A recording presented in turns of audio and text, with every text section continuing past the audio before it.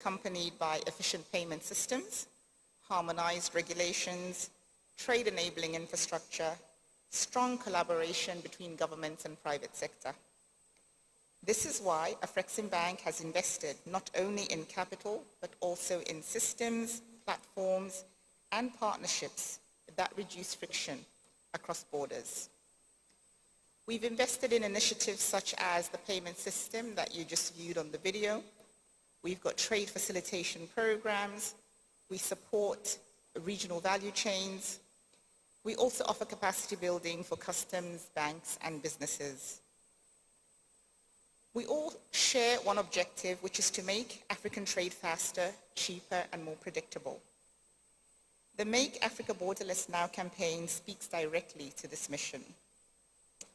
Your Excellencies, history shows us that integration advances fastest when it is championed at the highest political level. The success of this campaign will depend on political will, policy coherence, accountability, and implementation. Presidential leadership sends a powerful signal to public institutions, to the private sector, and to Africa's development partners that border efficiency is not a technical detail, but a strategic priority. Equally important is the role of the private sector. Businesses are not just beneficiaries of a borderless Africa, they are the co-architects of it.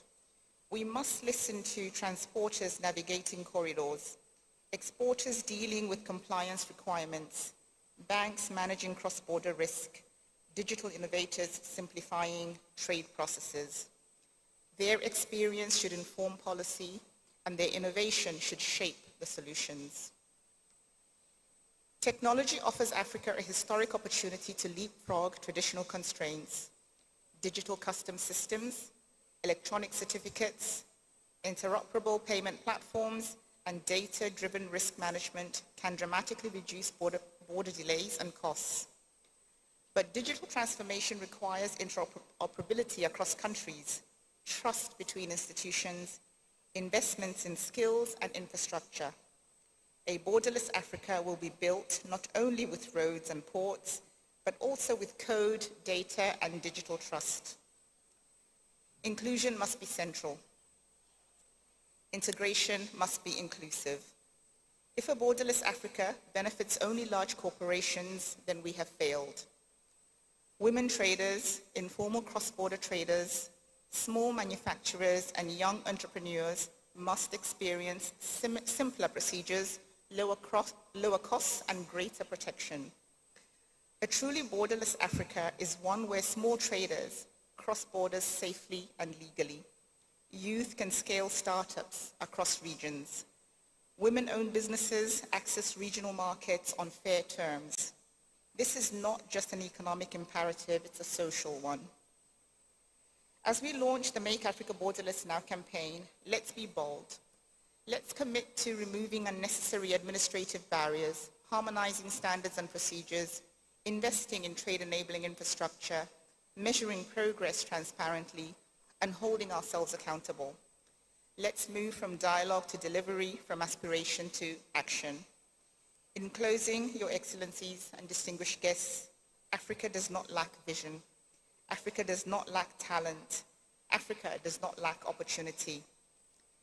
We must now ensure that our borders no longer limit our potential. On behalf of Dr. Georgia Lombi and the entire Afreximbank family, I reaffirm our full support to Make Africa Borderless Now campaign and our readiness to work with governments and private sector and all partners to turn this vision into reality. Let us build an Africa where borders connect us, markets empower us, and integration works for all. Thank you very much. Thank you very much.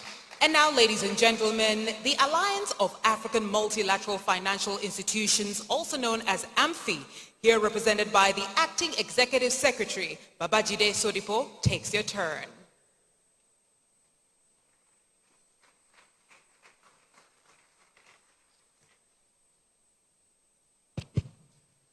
Your Excellencies, distinguished leaders, ladies and gentlemen, please allow me to stand on the existing protocol. It is a pleasure to join this important launch on behalf of the Alliance of African Multilateral Financial Institutions. I'm especially pleased that you've had an opportunity to hear directly from some of our members, including Afreximbank and TDB, where they have resoundingly endorsed this critical initiative. But let me also join the other speakers in commending the Africa Prosperity Network for convening this dialogue, which I think we will all agree has established itself as a credible platform for serious continental conversation.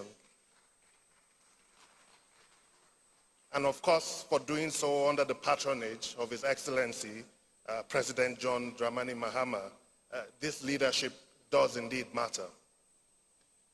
Ladies and gentlemen, distinguished guests, a borderless Africa is not a slogan. It is a strategic necessity. Africa's Agenda 2063 and the African Continental Free Trade Area are very clear in their ambitions. They aim towards an Africa where people, goods, services, and crucially capital can move freely across borders in support of growth, resilience, and shared prosperity. I think this point must be reiterated.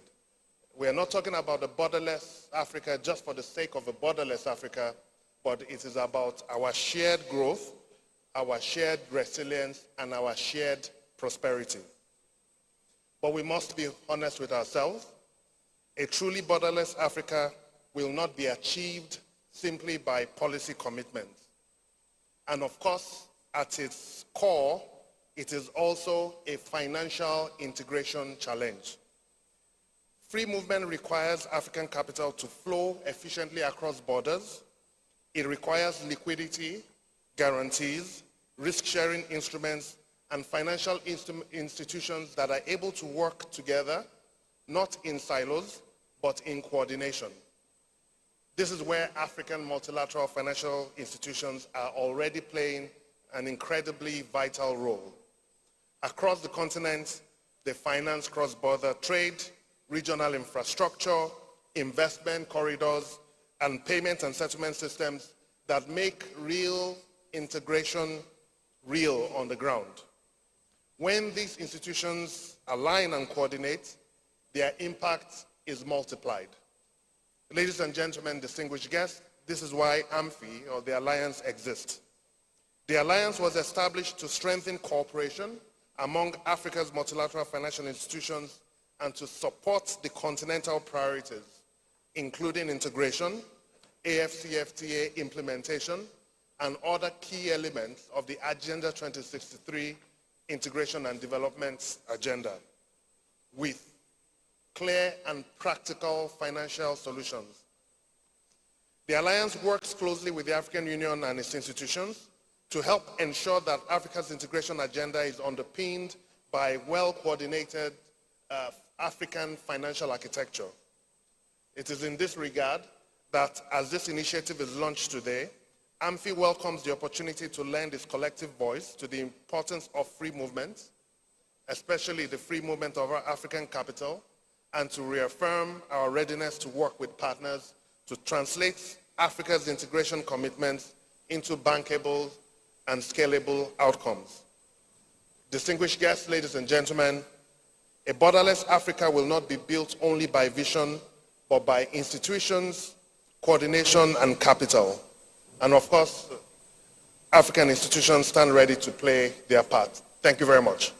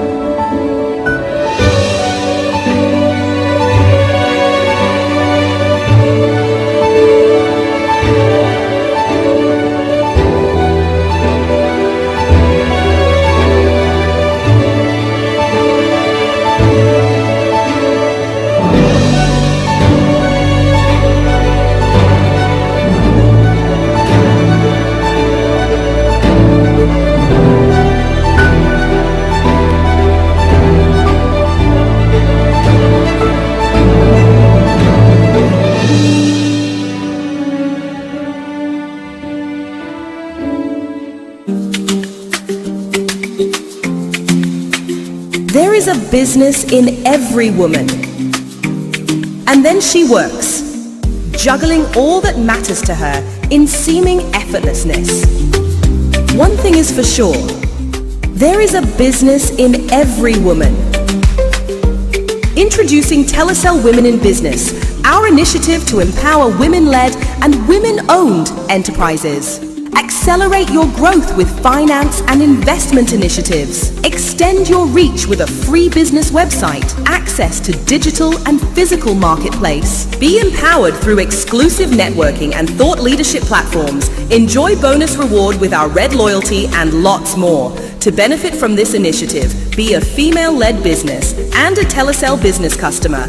Visit telecel.com.gh/business to register now. Telecel. Connecting energies.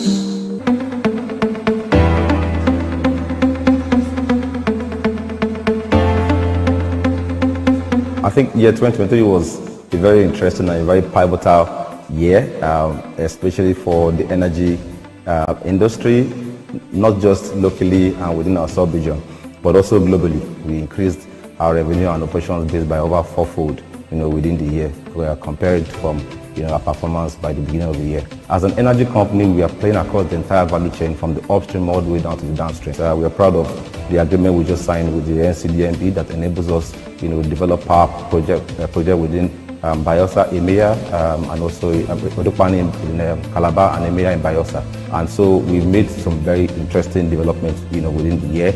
We're happy to say that, for example, in Ghana, we're the first company that was awarded a virtual pipeline license, to establish a CNG mother station and distribution system within Tema region in Ghana. We have made appreciable progress in that respect. We've executed all the relevant contracts. Beyond Ghana, we're currently developing an LNG project in Equatorial Guinea to also be able to contribute to natural gas distribution and offtake in Equatorial Guinea. So the combination of the virtual pipeline solutions that we're doing in Nigeria plus our gas infrastructure solutions within Africa, this is something we're excited about. And we hope that a lot of these projects will become completed by 2024. It was an amazing year for us here at Tetraco Energy Group. We championed capacity development initiatives and also contributed to local content development.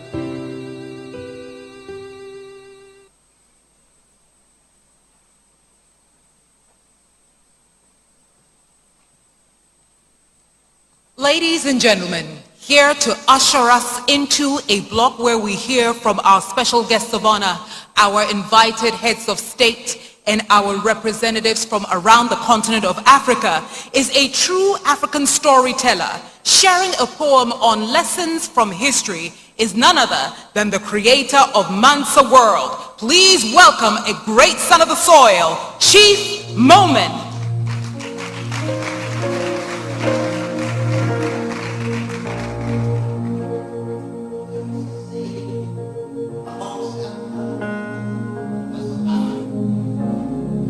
Wo se be kum osono a embe pre kusie ho na wa be pra.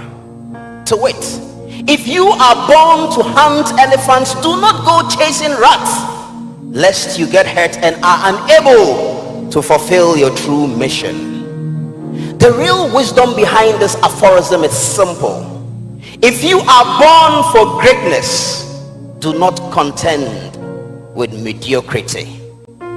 There is an important lesson we can all learn from history.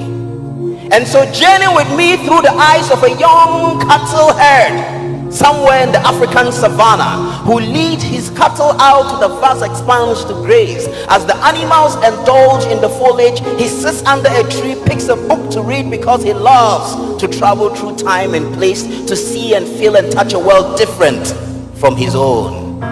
He stands on the desert sands and watch as the pyramids rise to defy the skyline and proclaim the glory of the pharaohs. He stands in the Senate and witnesses Cicero proclaim the might of an empire as his legions embarked upon a quest for conquest. He travels with Buddha throughout India. He heard the call of Confucius in China. He listened to the parables of Jesus of Judea. He traveled with Muhammad of Arabia from Mecca to Medina. And then he witnessed King John sign the Magna Carta with a reluctant hand as his knights embarked upon the crusades. In Florence, at the height of the Renaissance, he witnessed Da Vinci paint the Mona Lisa under the patronage of the Medici. Onto the door of Wittenberg, he stood as Martin Luther nailed his 95 Theses in Britannia. On stage at the Globe Theatre, he saw the genius of Master Shakespeare unravel. All the world is a stage. And then through Africa he traveled, through the ancient cities of Kush and Askum in Ethiopia, through the gold-rich empires of Ghana, Mali, Songhai, through the ivory cities of Mogadishu, Zanzibar, through the great walls of Zimbabwe. On and on he read and went and watched as the Ottomans changed Constantinople to Istanbul. He stood in awe as the Taj Mahal rose to the glory of Mumtaz Mahal. He heard the praise songs of Genghis Khan and Kublai Khan as he traveled the Silk Road along with Marco Polo before the Ming emperors drove away the Mongols and made the great walls of China even greater. In Japan's bustling city of Kyoto, he saw the samurais with their two blades, the geishas with their alluring gaze as the actors in their kimonos danced the kabuki under the watchful eyes of the shoguns. He sailed with Columbus into the Amazons of the Azteca and the Inca before the conquistadores of Cortes and Pizarro. He witnessed the dawn of European exploration as Captain Bartolomé Diaz landed on the Cape of Good Hope. He watched as the captured men came out of the door of no return into the hungry ships waiting to sail to the unforgiving world. On and on he read and went into the Industrial Revolution and sat in the first passenger train from Stockholm to Darlington, into the age of information technology as Alexander Graham Bell made the first telephone call, into the end of the Second World War and the beginning of liberation movement, Chairman Mao in China, Gandhi in India, and here in Ghana he watched the Osagyefo declare, Ghana, your beloved country is free forever. The independence of Ghana is meaningless unless it is linked up to the total liberation of Africa. Seek ye first the political kingdom, and all others shall be added unto thee. It is because of the all others that we gather today as a people and as a continent.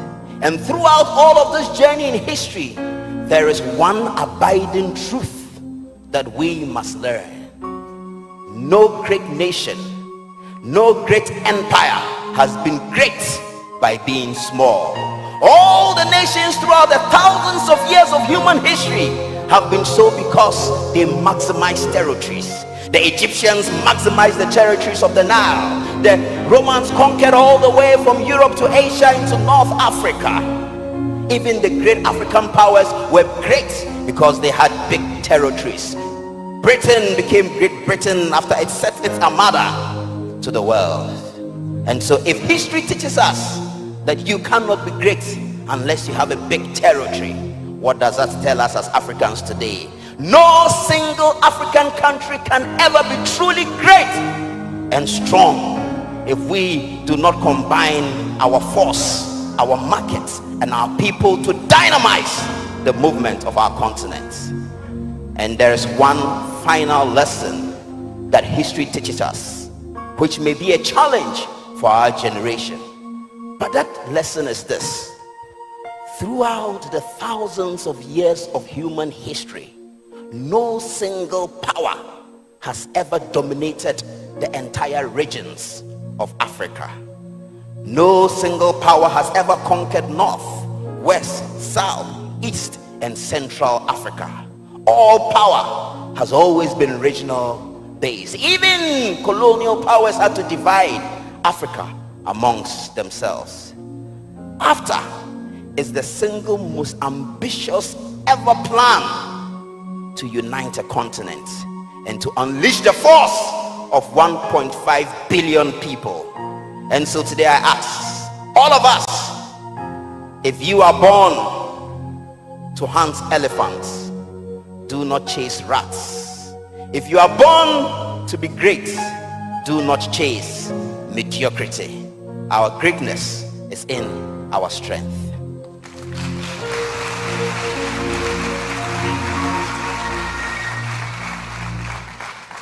Chief Mumin, a son of Africa, And on the back of that, we want to now hear from our duty bearers. We're going to start from the Parliament of Ghana. We'll hear from the Leader of the House. We'll then hear from the Chief of Staff of Ghana and end the segment with the Vice President of Gabon. We'd like to bring up stage the Member of Parliament for Boku in the Upper East region of Ghana and the Leader of Government Business in the House, the Honorable Mahama Ayariga, to bring us greetings and a message from Ghana's legislature. Please put your hands together.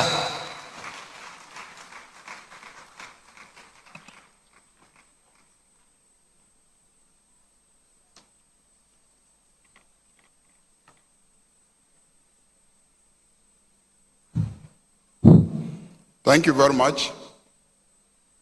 Your Excellencies, distinguished ladies and gentlemen, let me also stand on existing protocols and bring you greetings from the Parliament of the Republic of Ghana, the Right Honorable Speaker Alban Sumana Bagbin, and my colleague members of Parliament. It is a great thing that as Africans we have gathered to talk about prosperity. They say, think it and it will happen. We must develop a prosperity mindset as Africans.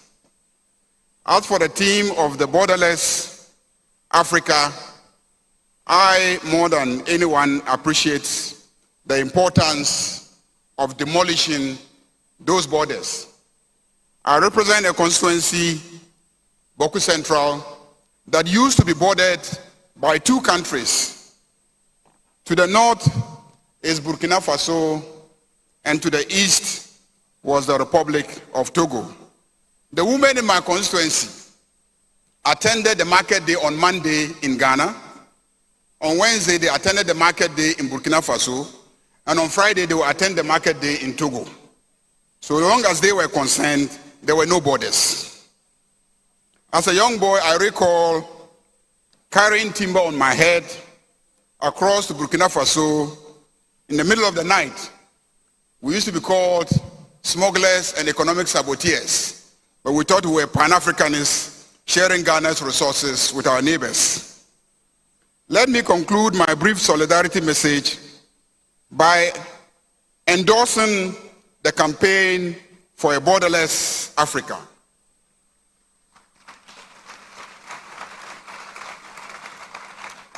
We want a visa-free Africa.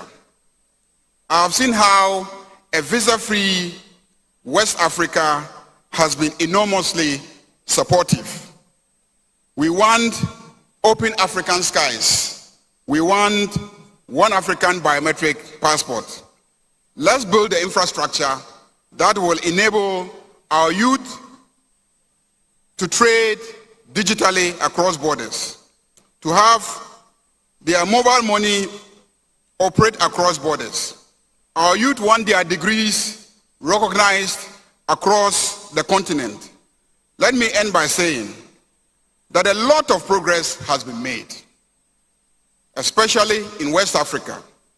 I know firsthand because for close to a decade, I was a member of the ECOWAS Parliament.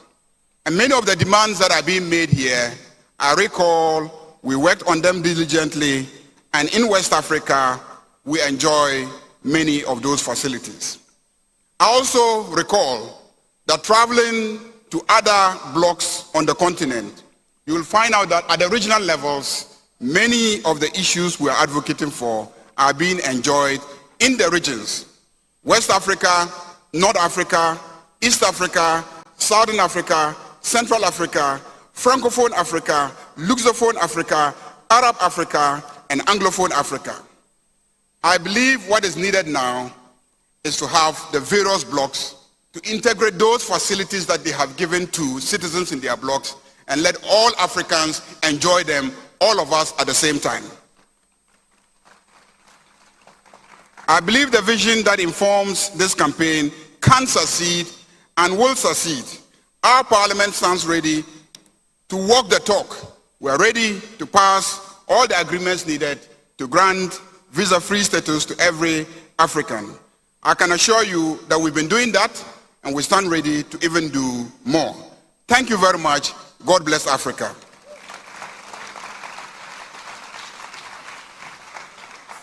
And in the Ghanaian parliament, when a speech is nice, everybody says, yeah, yeah. So make Africa borderless now. Tear down those crazy borders now. A round of applause for the leader of the majority of Ghana's parliament. For those of you who don't know our politics, if one person speaks from the NDC, you have to hear from the NPP, which is the minority party. And they are united in saying the borders must go down. To endorse that position, I'm happy to give to you the deputy minority leader in our parliament and member of parliament for Asokwa in our great Ashanti region. Ladies and gentlemen, help me welcome the Honorable Patricia Appiah-Jay, the deputy minority leader in Ghana's parliament, with another resounding, yeah, yeah. Thank you very much. The chairperson of the Africa Prosperity Network, Your Excellencies, distinguished guests, ladies and gentlemen, permit me also to stand on the existing protocol whilst I deliver my few remarks. Thank you for the honor to participate in the Africa Prosperity Dialogue 2026 and to lend my voice in support of Make Africa Borderless Now advocacy initiative. I bring warm greetings from the Minority Leader of Parliament, Osahene Alexander Afenyo-Mackey, whom I'm privileged to represent today. Though he is unable to join us in person, he asked me to assure you of his strong commitment to this campaign and his deep appreciation for the leadership of the Africa Prosperity Network in advancing this timely and important continental cause. This Make Africa Borderless Now advocacy initiative reminds us of an uncomfortable but necessary truth. Africa's challenge today is not the absence of treaties or protocols. It is the absence of full and faithful implementation. Ladies and gentlemen, across the continent, we have already agreed on the legal architecture for integration, from the Abuja Treaty to the African Continental Free Trade Area and several African Union protocols. What remains is to translate the commitments into enforceable national law and a real outcome for our people. This is where preliminary parliamentary leadership becomes indispensable. As the Deputy Minority Leader and a four-term Member of Parliament, I firmly believe that Africa's integration project will succeed or fail at the level of national legislature. Treaties do not implement themselves. Protocols do not enforce themselves. It is through parliamentary domestication, budgetary approval, and sustained oversight that continental commitments acquire legal force within one national jurisdiction. The African Continental Free Trade Area Dispute Settlement Mechanism illustrates this point clearly. This mechanism is indispensable. Without it, asymmetries in interpretations, arbitrary barriers, and uncertainties in enforcement will undermine market confidence and deter participation by investors, traders, enterprises across the continent. A rule-based single African market can only function if its rules are credible, predictable, and enforceable. The dispute settlement mechanism is the backbone of the African continental free trade area. However, for this mechanism to operate effectively, member states must align domestic trade laws, administrative systems, and institutional practices with African continental free trade area obligations.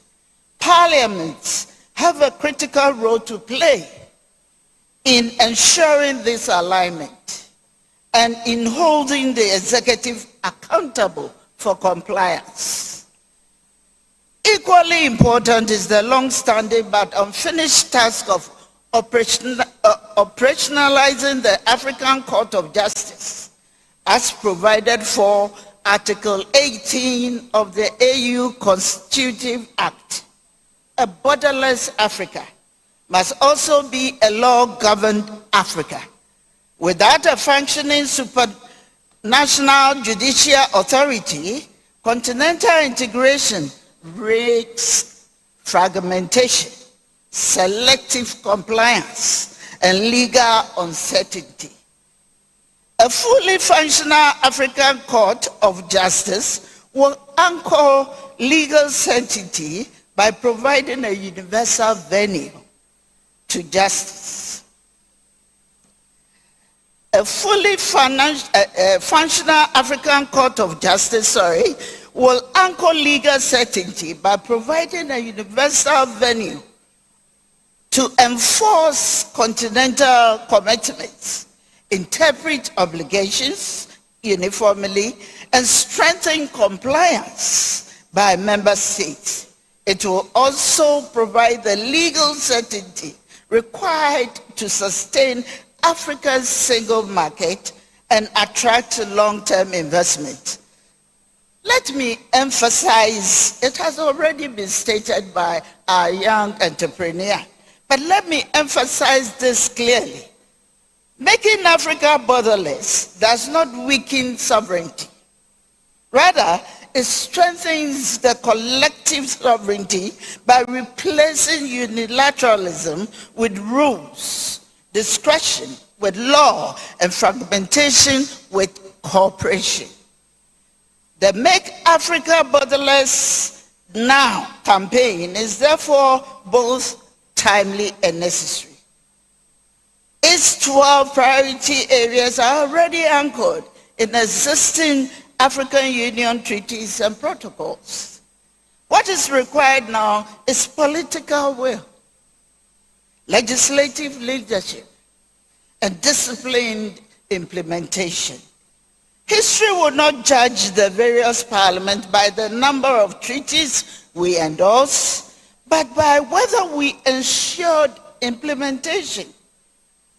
It will judge us by whether we strengthened oversight, upheld the rule of law, and helped turn Africa's single market from promise into practice. Your Excellencies, distinguished ladies and gentlemen, parliamentary oversight in domestication and implementation, a robust Africa Continental Free Trade Area dispute resolution regime, and the establishment of the African Court of Justice are not abstract aspirations.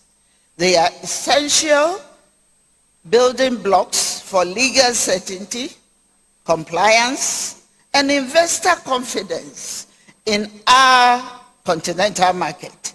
I therefore proudly affirm my solidarity and that of the minority leadership in Parliament with the Make Africa Borderless Now campaign, and we commit to supporting through parliamentary actions and oversight the domestication and effective implementation of Africa's continental legal frameworks. Africa has agreed. Africa has signed. Now Africa must implement. Thank you very much. I thought we agreed on how to respond to her charge. Make Africa borderless now. Make Africa borderless now. A very big thank you to the Deputy Minority Leader in our Parliament, the Honorable Patricia PJ. Thank you very much. A round of applause for her. Thank you. Parliament is in session. They had to leave to express solidarity. Now that our legislature is aligned, where is our executive to represent the President of the Republic? I am happy to now give to you the Chief of Staff of His Excellency John Dramani Mahama in the person of the Honorable Julius Deborah. Please put your hands together for the Chief of Staff of His Excellency President Mahama to bring us an executive message. Thank you, sir. Thank you. Your Excellency, the Vice President of Gabon, Your Excellencies, our parliamentary leadership, members of parliament, honorable ministers of state, distinguished guests, captains of industry, investors, development partners, innovators, entrepreneurs, and the vibrant community of women and youth here present. Ladies and gentlemen, I bring you special greetings from our president, who would have loved to be here, but for other reasons, he's out of the jurisdiction. Let me start with true real stories. The first one has to do with a former parliamentarian, a legislator of our country by name Honorable Ras Mubarak, and a group of young men decided to tour Africa to draw attention to the need for us to have a visa-less continent. They succeeded in visiting only 31 countries because they needed to apply 12 separate visas. In one particular country, it took them 3 months before the response to their visa was replied.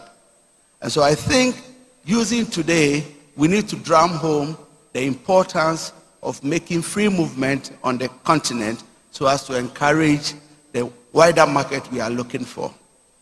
The second related issue is that when we took office in January 2025, a lot of people came to see the president and said, Mr. President, this Africa Prosperity Network series, why do you want to get involved? Simply wash your hands off, because it was started during the era of your predecessor. And I remember very well what President Mahama said.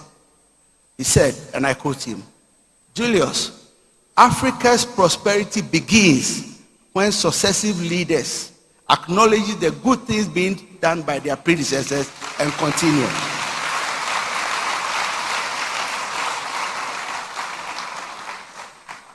So I bring you warm greetings from the President of our Republic, and I extend his appreciation to the Africa Prosperity Network for convening the Africa Prosperity Dialogues once again here in Ghana.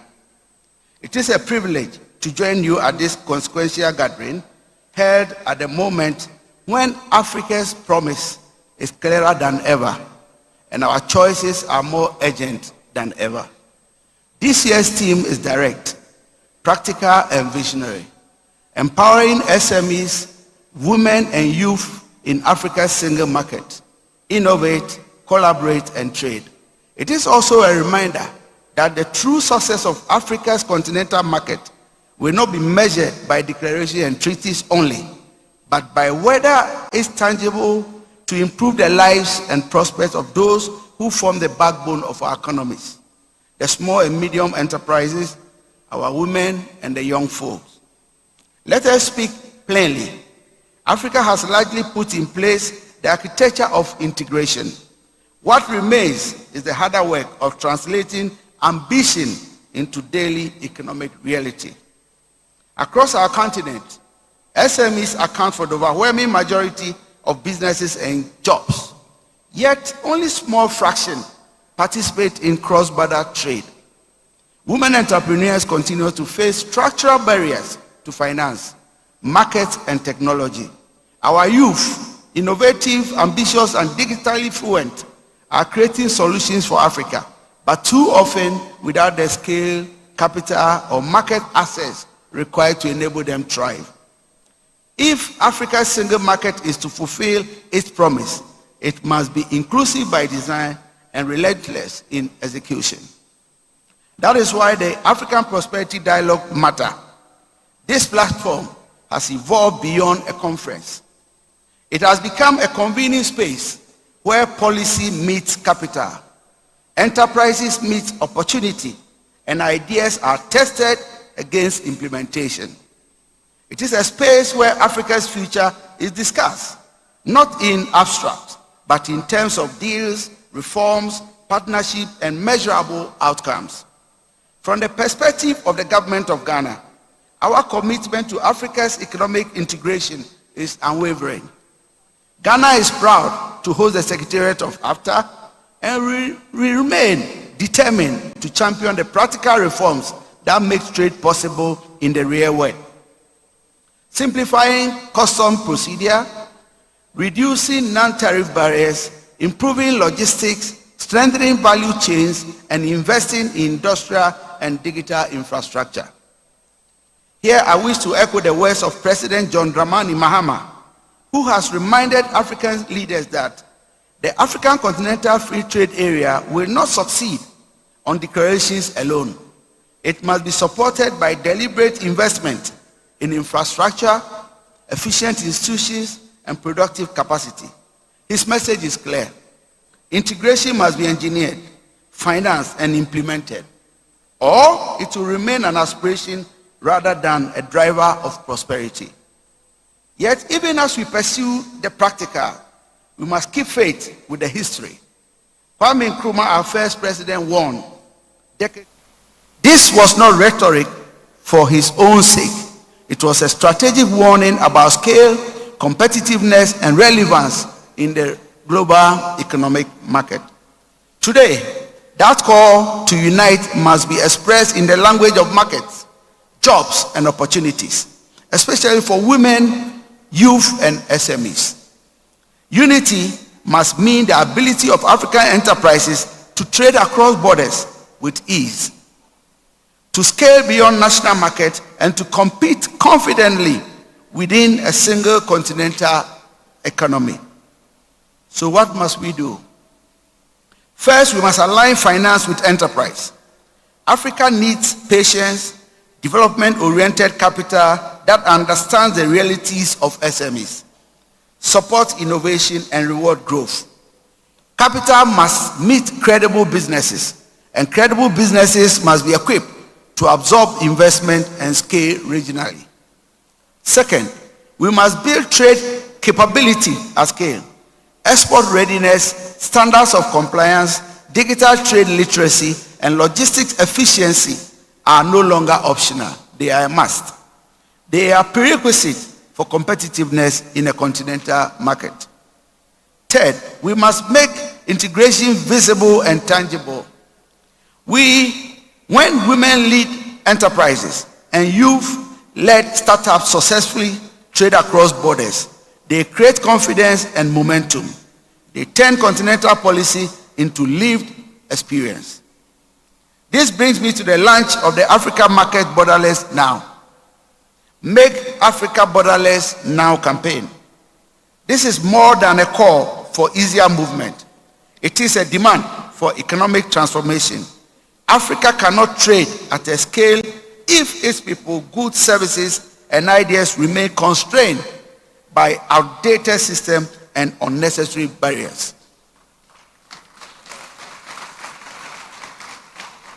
A borderless Africa is not about erasing sovereignty. It is about unlocking opportunities. As the Chief of Staff to the President, I am actually aware that implementation is where vision succeeds or fails. Policies matter only when institutions deliver. Our collective task, therefore, is to turn commitment into action at the borders, at the ports, standard authorities, payment systems, and across the full value chain of trade. Ladies and gentlemen, Africa's time is not a slogan. It is a responsibility.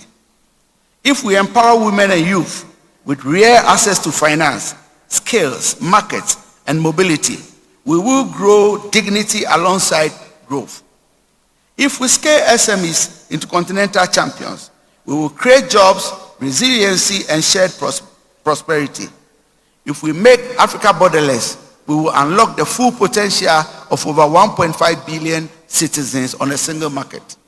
Let us therefore leave this dialogue with one shared resolve: to innovate with purpose, collaborate with seriousness, and trade with confidence, until Africa's single market becomes a lived reality for all of us all. I thank you very much for your attention.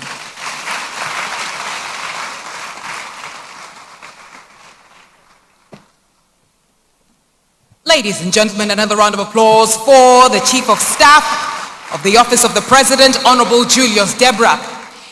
Et maintenant, mesdames et messieurs, je vous prie d'inviter sur scène le ministre de l'économie et du suivi stratégique du Togo, mesdames et messieurs, son Excellence Badanam Patoki. Ladies and gentlemen, please warmly welcome the Minister of Economy and Strategic Monitoring of Togo, Badaman Patoki.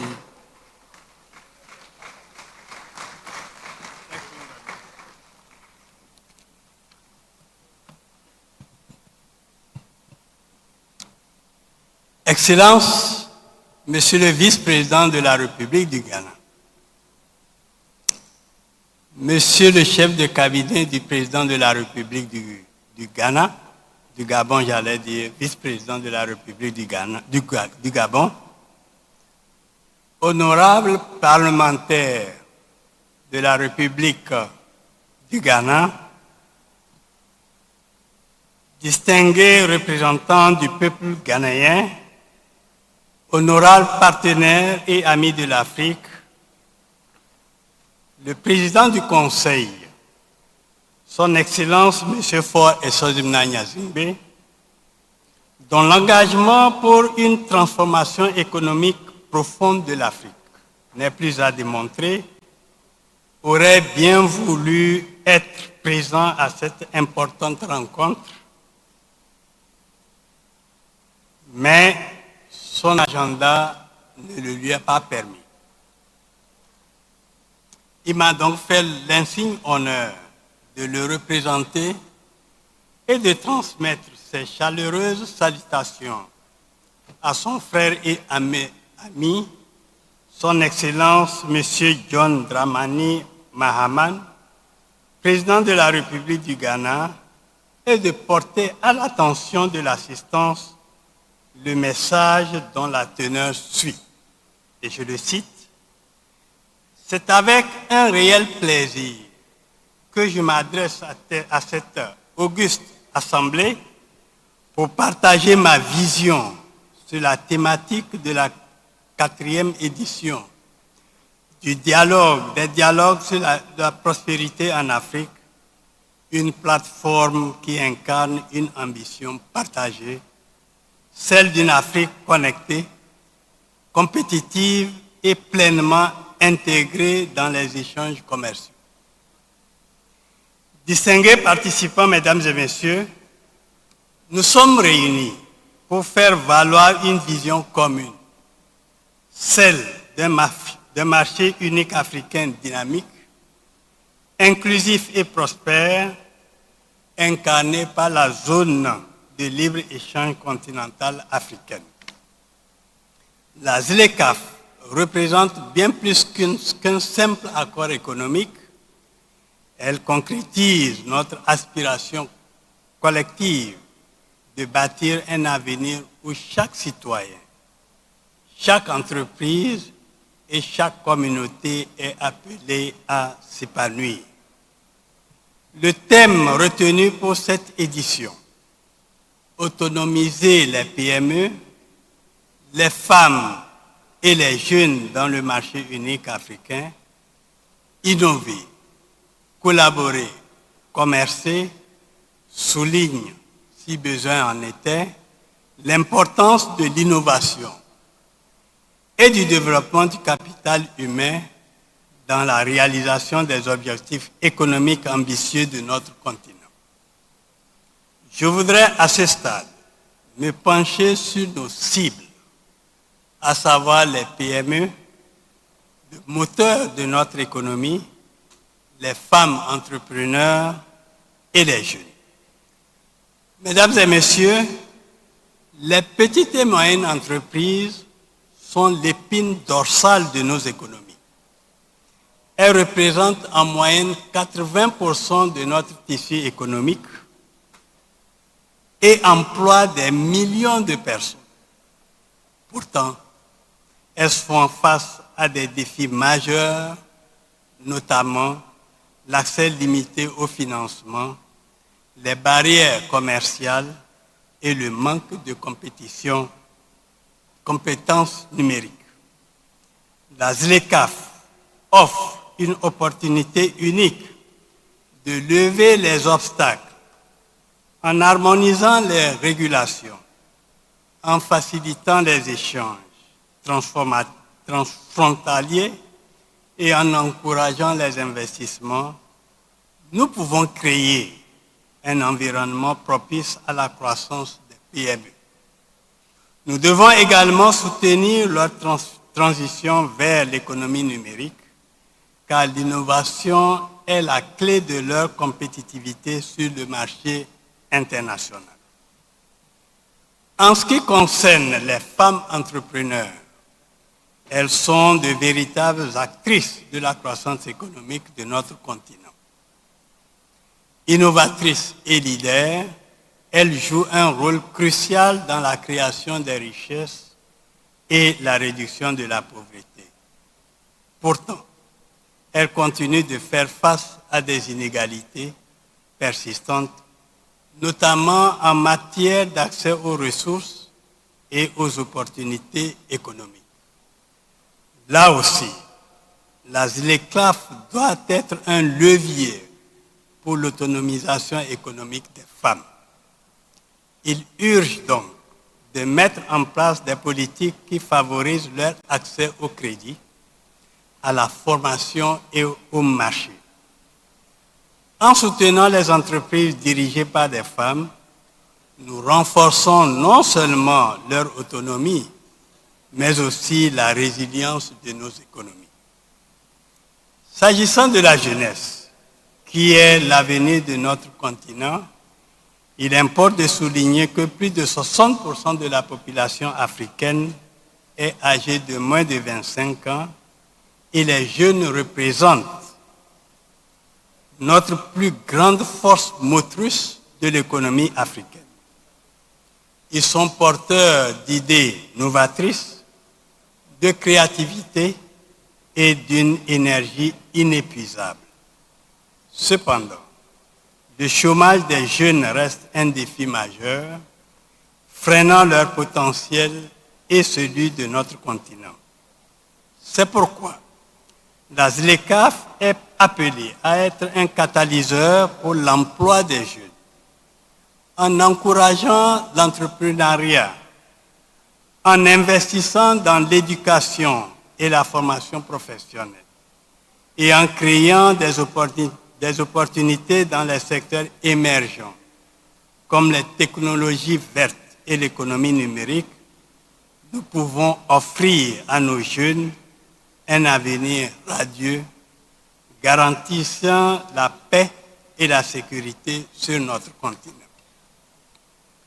Distingués participants, mesdames et messieurs, pour transformer notre économie, nous devons agir sur 3 piliers fondamentaux.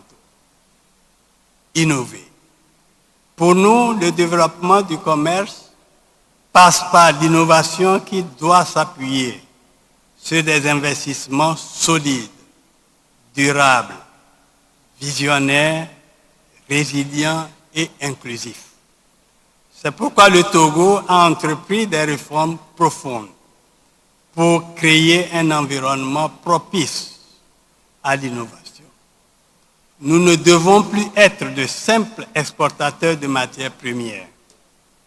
L'innovation doit nous permettre de transformer nos ressources sur place et accroître leur valeur ajoutée.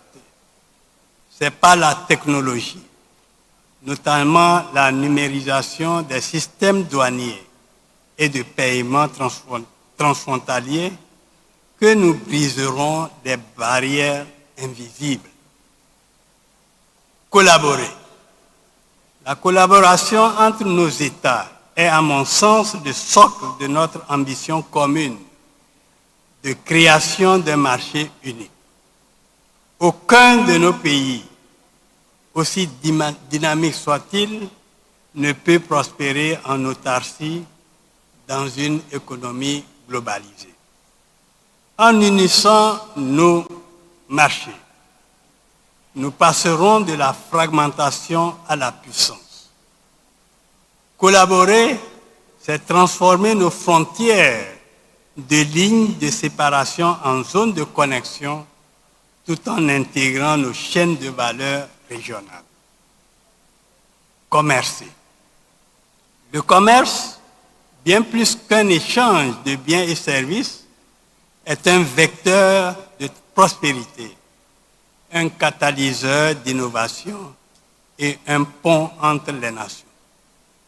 Pour le Togo, il constitue un pilier stratégique majeur de notre développement. Nous devons commencer et nous devons commercer tout de suite avec nous-mêmes. Actuellement, le commerce intra-africain est trop faible pour assurer à notre continent une croissance forte et soutenue. La ZLECAf doit être l'outil qui permet à une PME nationale de livrer ses produits partout en Afrique sans obstacle bureautique et tarifaire d'un âge ancien. Mesdames et messieurs, le Togo est prêt à co-investir et à co-construire cet environnement innovant et inclusif. Investir dans le commerce au Togo, c'est investir dans la stabilité, la connectivité et l'avenir de l'Afrique tout entière. Le succès de la ZLECAf ne se mesurera pas au nombre de signatures au bas d'un traité, mais à l'amélioration de l'accès des PME au financement, au nombre d'emplois créés par nos jeunes et à l'accroissement du chiffre d'affaires de nos commerçantes et nos jeunes entrepreneurs pour plus de stabilité et de résilience de notre continent. Ensemble, passons des paroles aux actes. Faisons de ce marché unique un laboratoire de l'excellence africaine.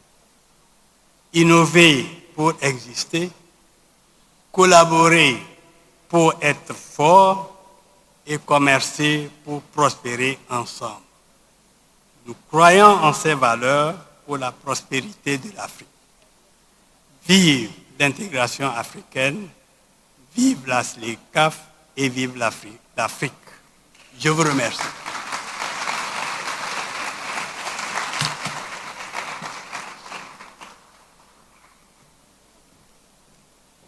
Merci, Son Excellence. Thank you very much, Your Excellency. Ladies and gentlemen, in a few minutes we go to, if I may call it, a highlight of our program today, which is the launch of Make Africa Borderless Now. And the crescendo in that highlight will be a speech by PLO Lumumba, who is our celebrated lawyer and former director of Kenya Anti-Corruption Commission. For now, ladies and gentlemen, it gives me great pleasure to bring His Excellency to the stage to share a few words.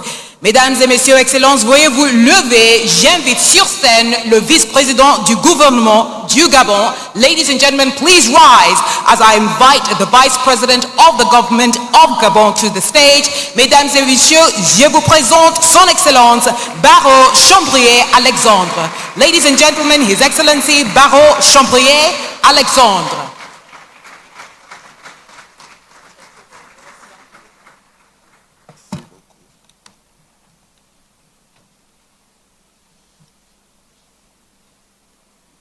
Thank you very much. Please, you can sit.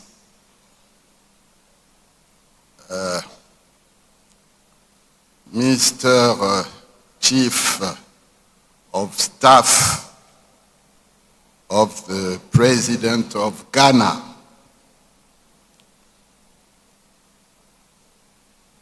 Madame First Lady of Angola,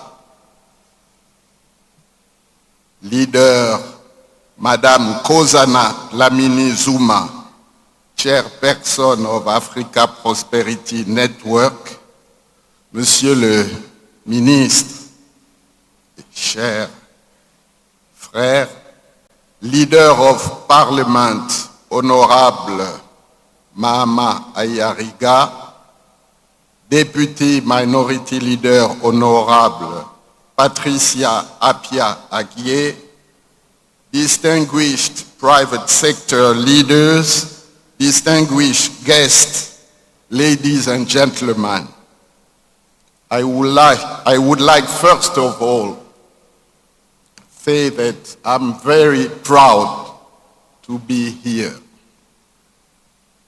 to see this platform which is growing.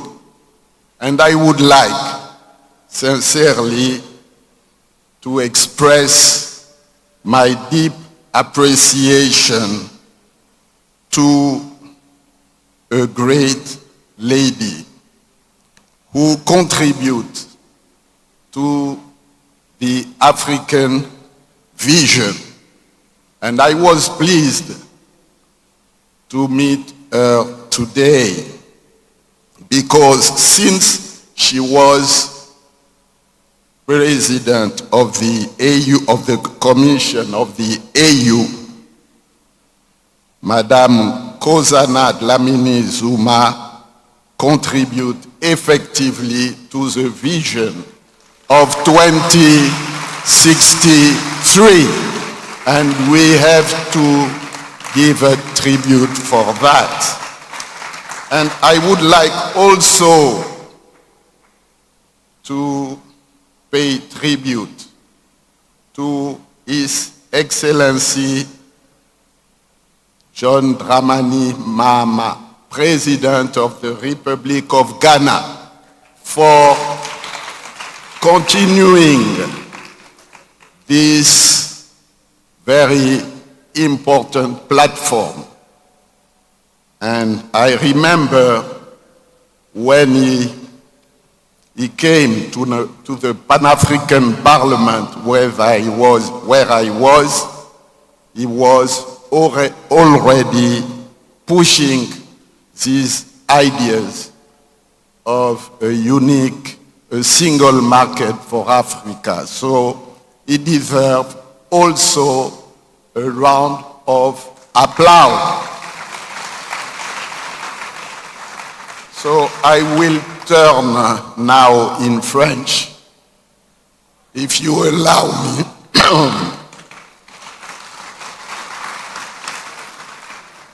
Permettez-moi, au nom de Son Excellence, Brice Clotaire Oligui Nguema, président de la République gabonaise, qui me fait l'honneur de le représenter, d'exprimer notre profonde gratitude aux autorités ghanéennes, au premier rang desquelles Son Excellence John Dramani Mahama, président de la République du Ghana, ainsi qu'au peuple frère ghanéen, pour l'accueil chaleureux et fraternel réservé à ma délégation depuis notre arrivée à Accra. Cette hospitalité illustre l'excellence des relations d'amitié, de solidarité et de coopération qui unissent si heureusement le Ghana et le Gabon, mais aussi l'esprit panafricain qui anime les Africa Prosperity Dialogue depuis leur création. Mesdames et messieurs, l'Afrique se trouve aujourd'hui à un carrefour décisif de sa souveraineté économique. Elle n'est plus à l'heure des diagnostics, elle est à l'heure des décisions courageuses de la mise en œuvre et des résultats mesurables. La zone de libre-échange continentale est bien plus qu'un accord commercial. Elle constitue un choix politique structurant, un projet de souveraineté collective et une promesse générationnelle faite à la jeunesse africaine. Pourtant, malgré ce potentiel historique, le commerce intra-africain ne représente qu'environ 15 à 18% des échanges totaux du continent, alors qu'il dépasse 60% en Europe et plus de 50% en Asie. Pour la CEMAC et la CEAC, les échanges intracommunautaires méritent d'être renforcés. Nous avons là un défi considérable. Depuis Accra, les Africa Prosperity Dialogue ont accompagné une montée en puissance progressive et cohérente de notre ambition collective. En 2023, il s'agissait de passer de l'ambition à l'action. En 2024, l'accent a été mis sur la nécessité de produire en Afrique et d'y ajouter de la valeur. En 2025, nous avons reconnu que les infrastructures constituaient le socle indispensable du marché unique. En 2026, nous franchissons une nouvelle étape décisive en plaçant résolument le capital humain productif africain au cœur de l'intégration. Cette trajectoire fait écho à l'avertissement visionnaire du docteur Kwame Nkrumah, qui rappelait déjà que l'Afrique doit s'unir ou périr. Aujourd'hui, cette unité ne peut plus être seulement politique. Elle doit être économique, productive et inclusive. Cette édition consacre une évidence. Un marché unique sans PME compétitive, sans femmes entrepreneurs pleinement intégrées et sans jeunesse productive resterait une architecture juridique sans réalité économique tangible. Mesdames et messieurs, les PME africaines représentent environ 80% des emplois sur le continent, mais moins de 20% d'entre elles participent aujourd'hui au commerce transfrontalier. Ce décalage n'est pas un échec entrepreneurial. Il traduit un déficit d'accès. Les barrières non tarifaires demeurent nombreuses, qu'il s'agisse de procédures douanières complexes, de normes et de certifications divergentes, de délais prolongés aux frontières ou encore de la méconnaissance des règles d'origine et des tarifs préférentiels. Pour de nombreuses PME africaines, la ZLECAf reste encore un texte juridique plutôt qu'un outil économique opérationnel. Les initiatives portées ici à Accra en 2026, notamment les espaces de mise en relation directe entre PME auditées et investisseurs et les mécanismes de négociation dédiés marquent à cet égard un tournant essentiel. Le marché unique commence à fonctionner comme un marché réel. Le second enjeu majeur de cette édition concerne la ratification et surtout l'application effective comme cela a été rappelé, du protocole de la ZLECAf relatif aux femmes et aux jeunes. Ces groupes constituent la majorité des acteurs du commerce informel transfrontalier et continuent de faire face à un accès limité au marché public, à des difficultés persistantes de financement et à des pratiques de harcèlement aux frontières. Selon les estimations disponibles, la pleine mise en œuvre de ce protocole pourrait permettre de libérer plus de 15 milliards de dollars de valeur économique aujourd'hui inexploitée. Investir dans les femmes et la jeunesse n'est donc pas un choix social.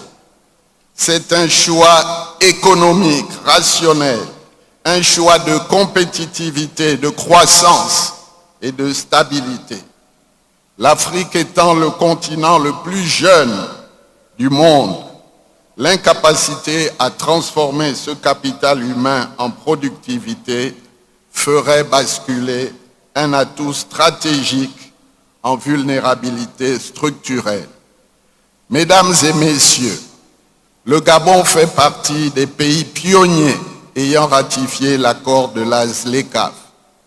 Notre pays connaît une accélération depuis 2023 sous le leadership de notre président dans la transformation locale et développe activement aujourd'hui des chaînes de valeur autour du bois, du manganèse et du fer, avec une ambition claire, faire de ces ressources un moteur de croissance durable, inclusif et créatrice d'emplois.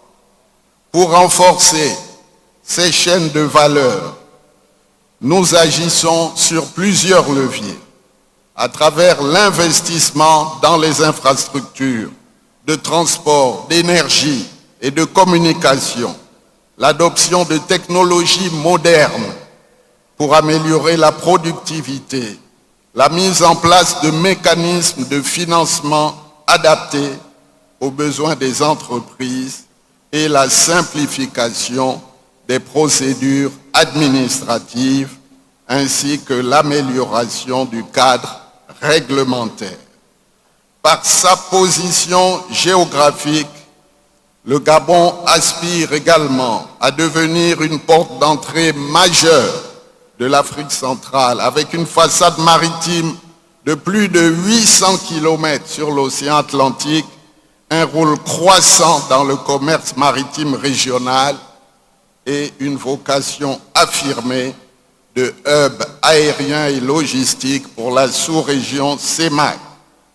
Notre pays entend contribuer pleinement à l'intégration régionale et continentale. Nous avons en conséquence, depuis 2025, accéléré et engagé la mise en place d'une stratégie nationale ZLECAf spécifiquement dédiée à l'accompagnement des entreprises locales, en particulier des PME, vers l'exportation intra-africaine. Cette dynamique s'inscrit dans la refondation profonde de notre modèle de développement engagé depuis l'adoption de la nouvelle Constitution. Distingués invités, you are welcome in Gabon. We are ready to offer to the youth, to the investor, to the women, we are ready to offer to you the most opportunities. We have opportunities which are important. Les PME africaines ne manquent ni d'idées ni d'audace. Elles manquent d'accès effectif au financement, au marché public, aux chaînes de valeur régionales, à la logistique et à l'intégration économique. La ZLECAf doit devenir un accélérateur de PME et non un espace réservé aux seules grandes entreprises déjà structurées. Le Gabon appelle à une ZLECAf résolument orientée vers la mise en œuvre des réformes en faveur de l'accélération des échanges. We want more trade among a stronger partnership South-South. We need to be ambitious and have a stronger continental cooperation which take into account confidence, responsibility, and outcome, results. History will not judge our intention. History will judge our capacity to transform the unique African market, which has to become a reality for our people and not to delay this promise. I thank you for your attention.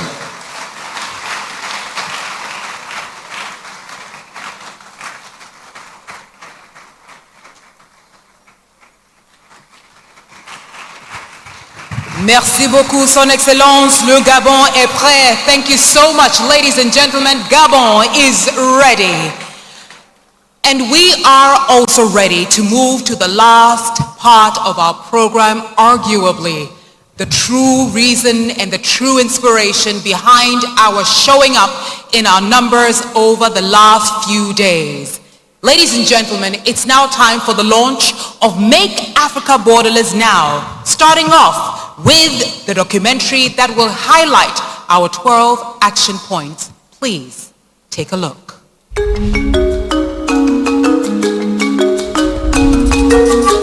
1884, in a distant winter in Berlin, European powers gathered around maps of a continent they did not own and partitioned Africa without a single African voice in the room. Lines were drawn, not along but through rivers, cultures, kingdoms, trade routes, communities and homes. Lands carved out but for European convenience of extraction, division and control. To divide and rule, these borders were never meant for African prosperity. Yet, in 1963, when the Organization of African Unity was formed, newly independent African states, seeking peace above all else, agreed to freeze those colonial lines into law. And so began the contradiction of modern Africa. Flags without integration, sovereignty without scale, independence without unity, rendering in many material ways our independence meaningless.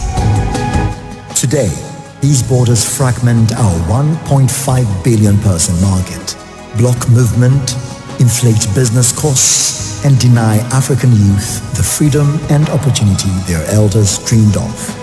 Kwame Nkrumah warned us, Africa must unite or perish. But unity was deferred, integration slowed, treaties and protocols multiplied while implementation stalled. The gap between intention and action has never been wider.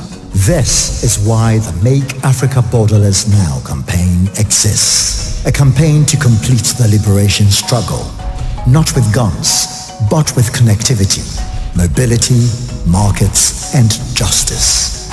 A campaign that you must lead because you are African. Join this movement because you simply care about Africa. The dignity and prosperity of Africa is in its unity. Our ask is simple, a direct demand for the implementation of Africa's own treaties. The Make Africa Borderless Now campaign is built on 12 priority action points. 1. Visa-free Africa. Today, a Congolese engineer invited to Algiers waits weeks for a visa. A Ghanaian trader going to Angola requires a visa while holders of European passports do not. Students spend more time fighting consulates than learning. It is possible that tomorrow, Africans travel freely, from Dakar to Malabo to Cape Town without a single visa form. Businesses expand, families reconnect, ideas circulate at the speed of ambition.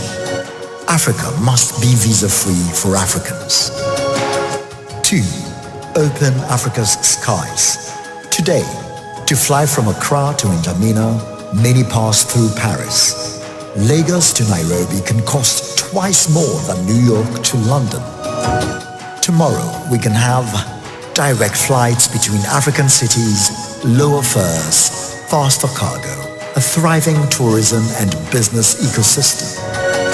Open skies shrink the continent and expand opportunity. 3. One African biometric passport and digital ID. Today, an African researcher must navigate more paperwork to enter Egypt than a young intern does entering Germany. In 2016, our leaders launched the African Union Passport for Africans. But that was where it ended. Tomorrow, a single African passport opens 55 countries. A continental digital ID connects mobility to mobile money, trade, and secure online services. The African passport is not symbolic. It is freedom made practical. 4. Implement the AFCFTA Digital Trade Protocol. Today, a Kampala e-commerce business selling to Burkina Faso battles incompatible digital rules and non-interoperable signatures.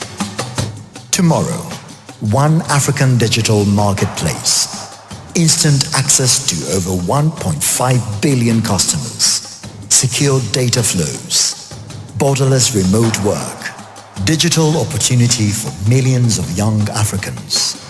5. Mobile money interoperability and Pan-African Payments and Settlement System, PAPS. Today, a Gambian dressmaker can't receive a Durban payment without expensive foreign platforms. Tomorrow, he pays in Rand. She receives in Dalasi. Instantly. No forex, no delays. Mobile money interoperability is the heartbeat of youth entrepreneurship. 6. Recognize African skills and standards. Today, a Tanzanian nurse must retrain in Botswana. A product must be tested in multiple African countries to be sold. Manufacturers lose time and capital. Tomorrow, one skill recognized everywhere, one test valid across 55 nations. Labor mobility becomes a driver of continental prosperity. 7. One African Customs Union. The deadline for having a single customs union in Africa is 2028, but we are far from it. Today, a truck from Tema to Niamey clears customs repeatedly, losing days and money. Agricultural goods rot at borders. Investors hesitate, but with digitalization and political will, this can change. Tomorrow, one tariff, one clearance, one continental customs territory. A customs union transforms AFCFTA from theory to engine. 8. Continental infrastructure corridors. Today, 50 plus checkpoints between Lagos, Nigeria and Abidjan, Côte d'Ivoire on roads that are not good. Train lines that do not even end at borders. Power grids that do not connect. Tomorrow, high-speed rail from Dakar to Nairobi, continental expressways, shared energy markets, a seamless digital backbone. Infrastructure is the physical foundation of unity. 9. The $1 a day African Infrastructure Fund. Today, Africa waits for foreign support to build African roads. Dream projects die on PowerPoint slides. The infrastructure funding gap is about $1 billion a year.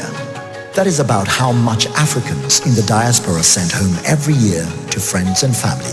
Tomorrow, tens of millions of Africans plus sovereign funds, development financial institutions, pension funds, and the diaspora can contribute to a professionally managed fund investing in revenue-generating infrastructure that connects and integrates us, making our continent the single market we want. This is how Africa finances Africa. $1 a day can build Africa. 10. Operationalize the African Court of Justice. Today, a Malawian SME blocked at a border has nowhere continental to appeal. AFCFTA violations go unpunished. Investors fear legal uncertainty. The AU Constitutive Act says Africa needs its own court of justice. Several protocols have been passed, but there is no such supranational court. Tomorrow, a continental referee like the EU's Court of Justice ensures rules are obeyed. Goods cannot be blocked illegally. SMEs have somewhere to turn. Integration requires enforcement. 11. Empower women and youth in trade. Today, women traders face harassment and opaque rules. Youth-led SMEs cannot scale. The AU recently passed a protocol to facilitate that. It can be done. Tomorrow, safe, harmonized borders for women traders, finance, digital tools, and continental markets open to young Africans. A borderless Africa is a youth and women-led Africa. 12. One African voice in global negotiations. Today, small African states negotiate separately and lose separately on cocoa, coffee, lithium, cotton, carbon credits, digital taxes. Tomorrow, Africa negotiates like the EU. One market, one voice, one power. Unity becomes leverage. Africa has all the treaties, the frameworks, all the protocols. What Africa lacks is implementation. What Africa needs is courage. This campaign, Make Africa Borderless Now, is how the African people step into the arena.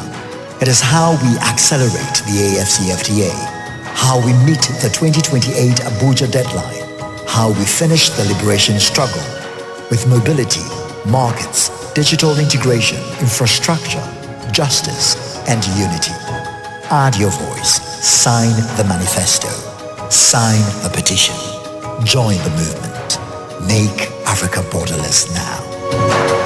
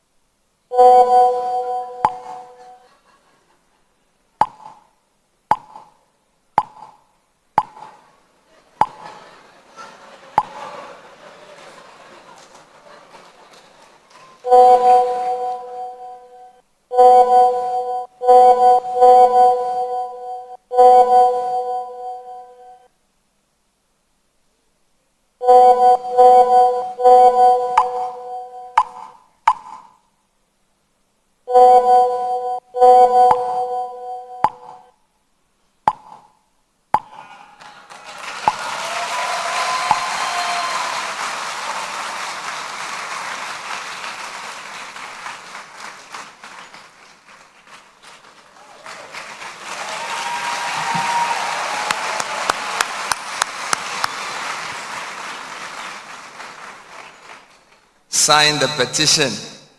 Make Africa borderless now. Tell your neighbor, make Africa borderless now.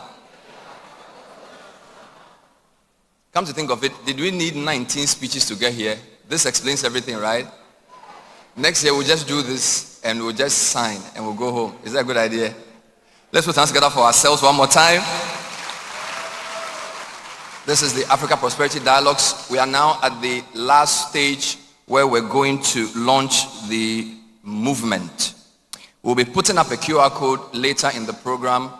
You point your phones to it and join the 10 million signature campaign right from this room. But before we get there, I'm sure you're wondering, who was the administrator for the group? Well, the administrators were many, but the chief administrator also happens to be the founder and executive chairman of the Africa Prosperity Network. So I'd like to bring up stage for some quick remarks. I think we can call him the Honorable Gabi Asare Otridako, the founder and chairman of this fascinating, energizing movement. Put your hands together for Gabi.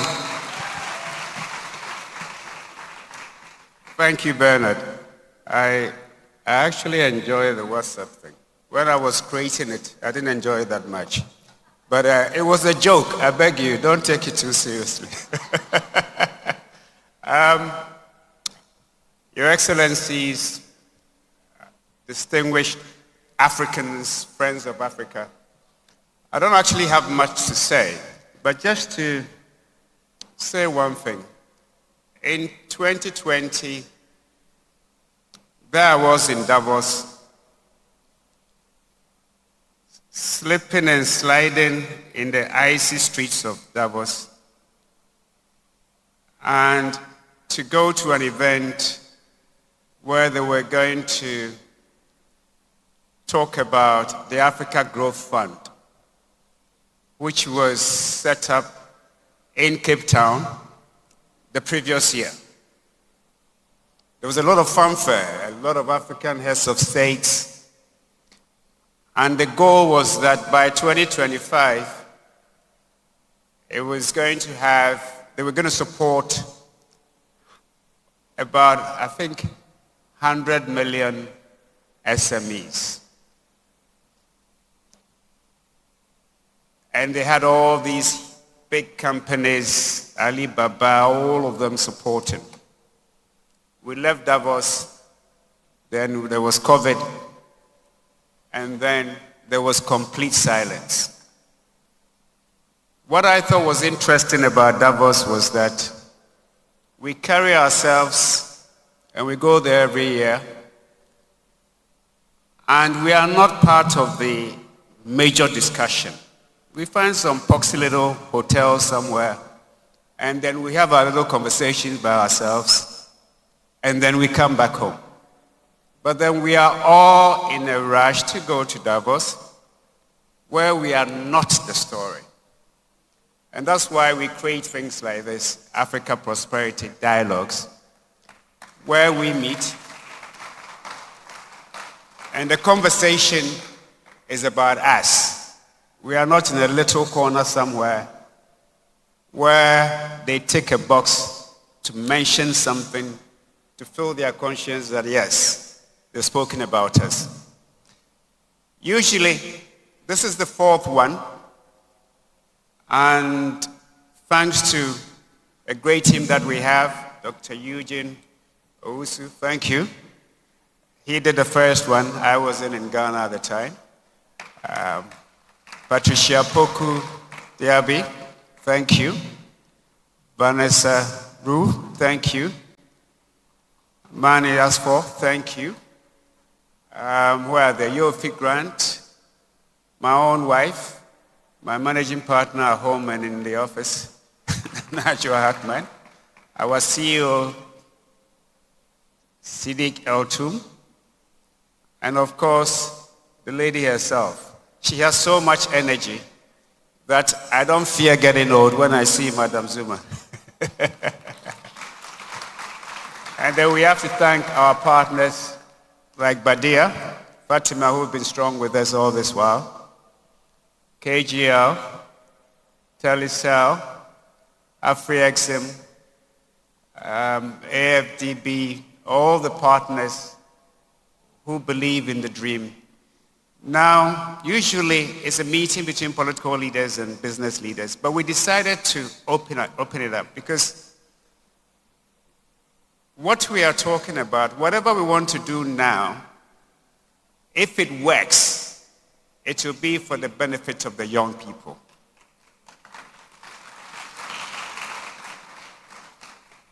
In 1977, African leaders met here, I think 21 of them, in Accra, and they set up the Africa Standards Organization.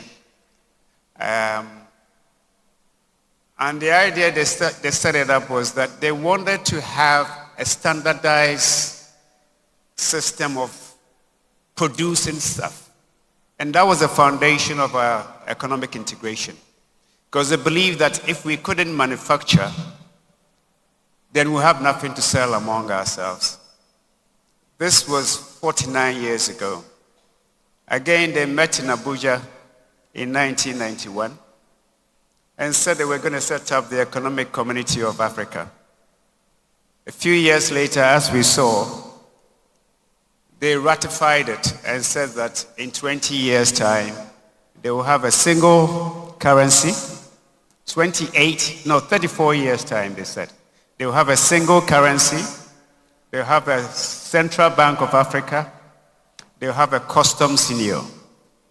And as Museveni reminded us, they thought 34 years was too far away. It is before us in 2028. So ask yourself, how far have we gotten to implementing what our own leaders agreed to in 1991? And that's been the story. They met again in 2018 in Addis Ababa. They signed the Free Movement Protocol. This was January 2018. 2 months later, they met in Kigali and signed the AFCFTA. They need 15 signatures to ratify the Free Movement Protocol. Only 4, as you saw. And what is interesting, that out of the 4, 2 have been suspended from the AU, Mali and Niger. So only 2 have signed. And I think that this idea where our leaders meet, sign treaties and protocols, and then go back home, and 2 years later, you go back and sign treaties and protocol, we need to say enough is enough. Because those things that they sign, and Madam Zuma will tell you, she was the chairperson when they came up with the Agenda 2063. A lot of thought has gone in. And those are the things that we think will help move our continent forward. Yet for some reason, we feel content to protect our borders as if our sovereignty relies on them or depends on them. But what those borders do is they restrict our sovereignty. They restrict the substance of who we are and the substance of our sovereignty. You cannot have sovereignty when you don't have economic leverage. And if we don't find a way to understand that and come back together, the biggest threat facing us is youth unemployment. It's the biggest threat facing our continent today.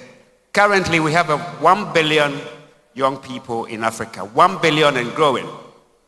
By 2040, our population will be about 1 billion.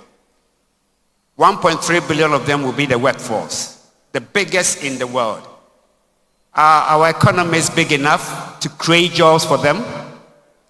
Let's think about it. It's a dangerous, dangerous space that we are entering. How to find jobs for these frustrated young people. And our economies are not built to take care of them. Let's understand that. Let's accept it. And let's open the borders.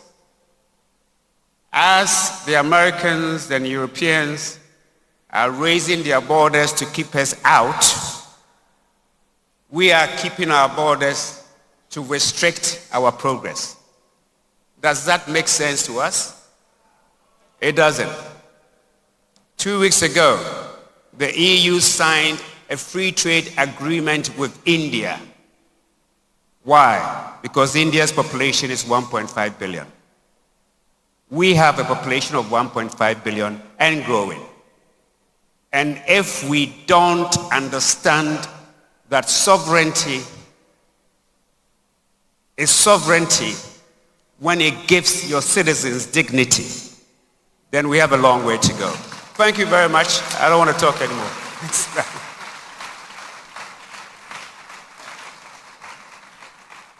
Ladies and gentlemen, the executive chairman and founder of the Africa Prosperity Network, Gabi Asare Otredako. Thank you for your vision. Thank you for your steadfastness. Thank you for your commitment. Ladies and gentlemen, 63 years ago in Addis Ababa, the African of the 20th century, Osagyefo Dr. Kwame Nkrumah, stood on the stage and called on Africa to unite or perish. 63 years later, it is my pleasure to bring to another stage, this time in Accra, his granddaughter, Princess Fathia Nkrumah, with another message, with the same intensity and the same passion. Welcome, Princess Fathia Nkrumah.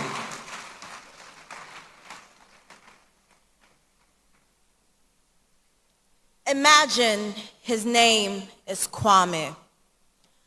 Kwame is an African entrepreneur, or more accurately, he's trying to be one, across borders that still behave like walls.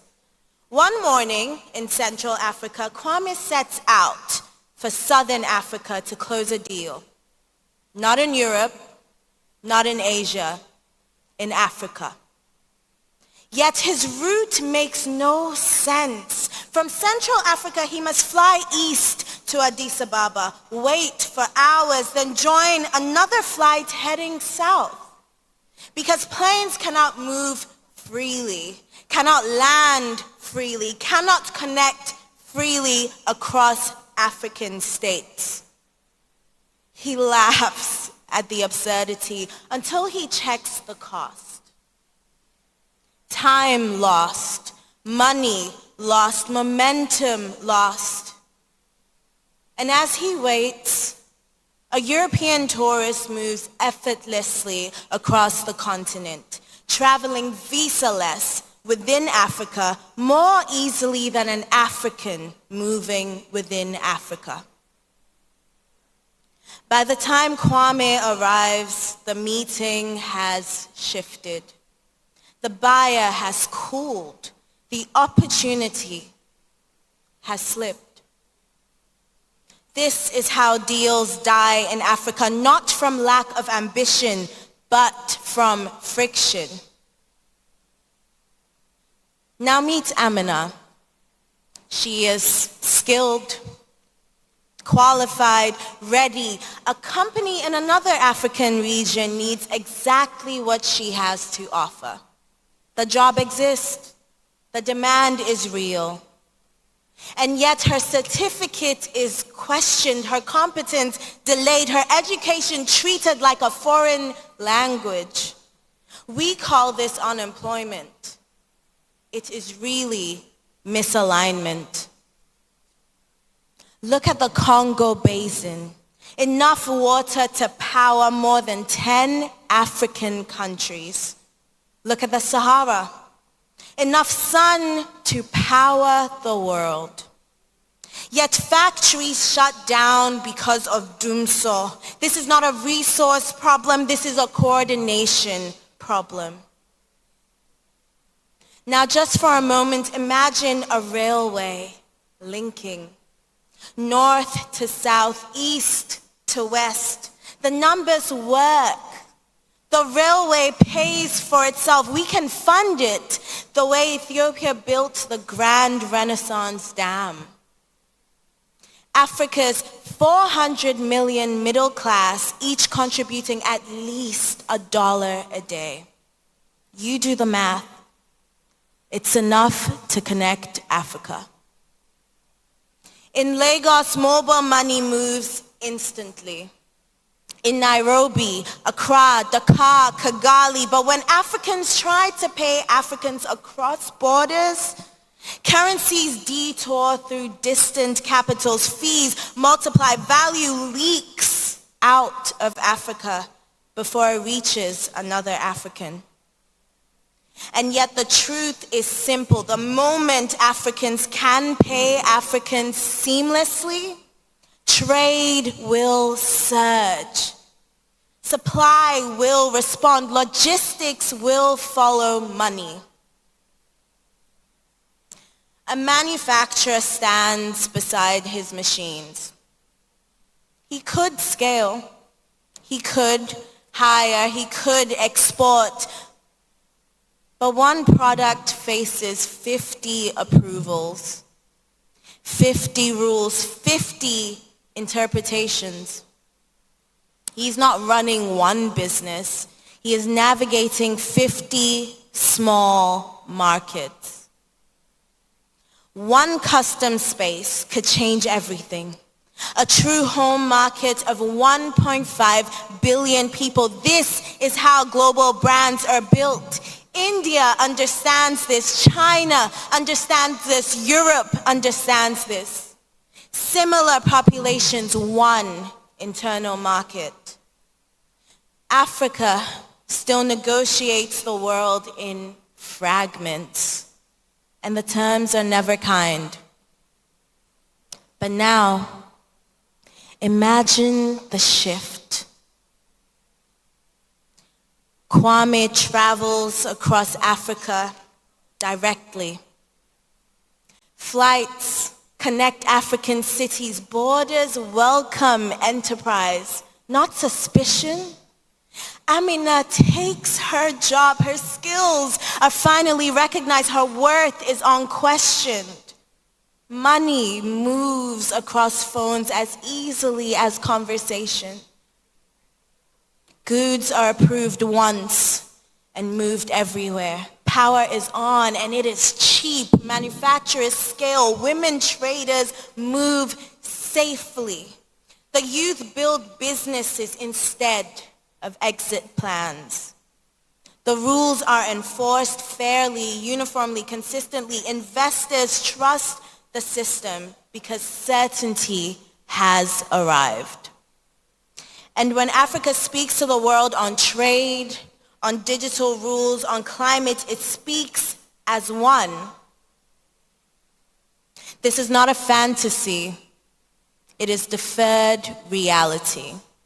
Africa's future will not be written only in summit halls or signed treaties or protocols. It will be written in markets, in factories, on farms, on digital platforms, by SMEs, by women, by youth, by you.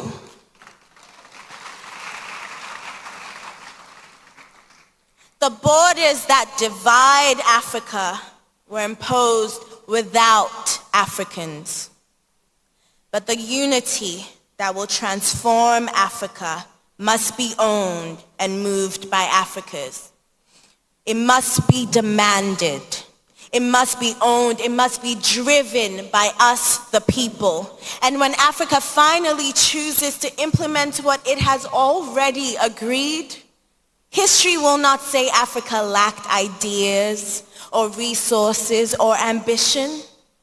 History will say the moment Africa chose to act as one, nothing could stop the United States of Africa.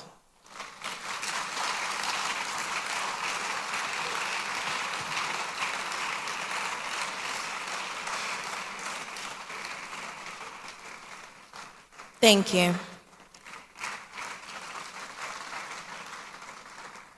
And now, without further ado, Your Excellencies, distinguished leaders, esteemed guests, fellow Africans, and agents of change, all protocols observed. What you are about to witness is not a performance, but a return to a voice that has continued to shape Africa's destiny. The voice you will hear is real. It is unedited. It is undoctored and taken directly from the original speeches of my grandfather, Osagyefo Dr. Kwame Nkrumah. At the inaugural ceremony of the Organization of African Unity in 1953, as well as the All-African People's Conference of 1958. The image you will see has been carefully extracted from archival footage and photos and has been enhanced and rendered using modern technology and artificial intelligence. This is not to reinterpret his words, but rather to give it new life. His message here speaks directly to this moment. The Africa Prosperity Dialogues, the Make Africa Borderless Now campaign, they all reflect the unity, cooperation, and shared purpose that he believed were essential for Africa's progress. It has been my profound honor to lead this hologram project, and I am forever grateful to the Africa Prosperity Network for aligning with this vision and helping to keep his legacy alive through action. Indeed, Nkrumah never dies.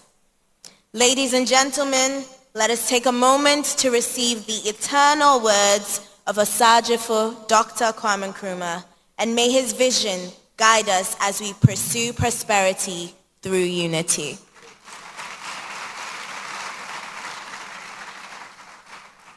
What are we waiting for? What are we looking for? Are we looking for mere charters conceived in the light of the United Nations example, a type of United Nations organization whose decisions are framed on the basis of resolutions that in our experience have sometimes been ignored by member states, where groupings are formed and processes developed in accordance with the interests of the groups concerned? Or is it intended that Africa should be turned into a loose organization of states on the model of the Organization of the American States, in which the weaker states within it can be at the mercy of the stronger or more powerful ones, politically and economically, and all at the mercy of some powerful outside nation or group of nations? Your Excellencies, is this the kind of association we want for ourselves in the United Africa we all speak of with such feeling and emotion? Your Excellencies, permit me to ask, is this the kind of framework we desire for a united Africa? An arrangement which in future would permit Ghana or Nigeria or the Sudan or Liberia or Egypt or Ethiopia, for example, to use pressure with either superior economic or political influence gauge to decide the flow and direction of trade, say from Burundi or Togo or Nyasaland to Mozambique and Madagascar. We all want a united Africa. United not only in our concept of what unity connotes, but united in our common desire to move forward together in dealing with all the problems that can best be solved only on a continental basis. But may I dare to assert, equally on this occasion, Your Excellencies, that we meet here today not as Ghanaians, Guineans, Egyptians, Algerians, Moroccans, Malians, Liberians, Congolese, or Nigerians, but as Africans. Africans united in our resolve to remain here until we have agreed on the basic principles of a new compact of unity among ourselves, which guarantees for us and our future. A new arrangement. Fighters for African freedom. I appeal to you in the sacred name of Mother Africa to lead this conference resolved to rededicate yourself to the task of forming among the political parties in your respective countries a broad united front based upon one common fundamental aim and object, the speedy liberation of your territories. Don't let us also forget that colonialism and imperialism may come to us yet in a different guise, not necessarily from Europe. We must elect ourselves to be able to recognize this when it rears its head and prepare ourselves to fight against it. This mid-20th century is Africa's. This decade is the decade of African independence. Forward then to independence now. Tomorrow, the United States of Africa.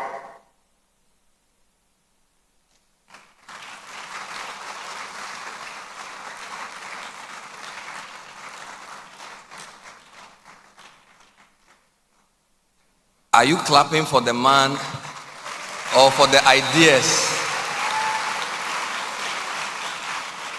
The great Osajifo, Dr. Kwame Nkrumah. We'd like to acknowledge the presence of his daughter, Samia Nkrumah. Please rise to acknowledge Samia.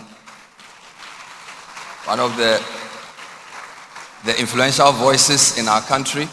Also, Sekou Nkrumah is here with us. Sekou, please rise. Thank you, sir. I believe there are other Nkrumah family members here. All of you rise so we acknowledge you. All the Nkrumah clan, including, of course, Madam Fathia, Princess Fathia, who so eloquently delivered that speech. The journey is not over. Now the climax for today is a man who's inspired a lot of us. And so to introduce him, I channel my inner Lumumba.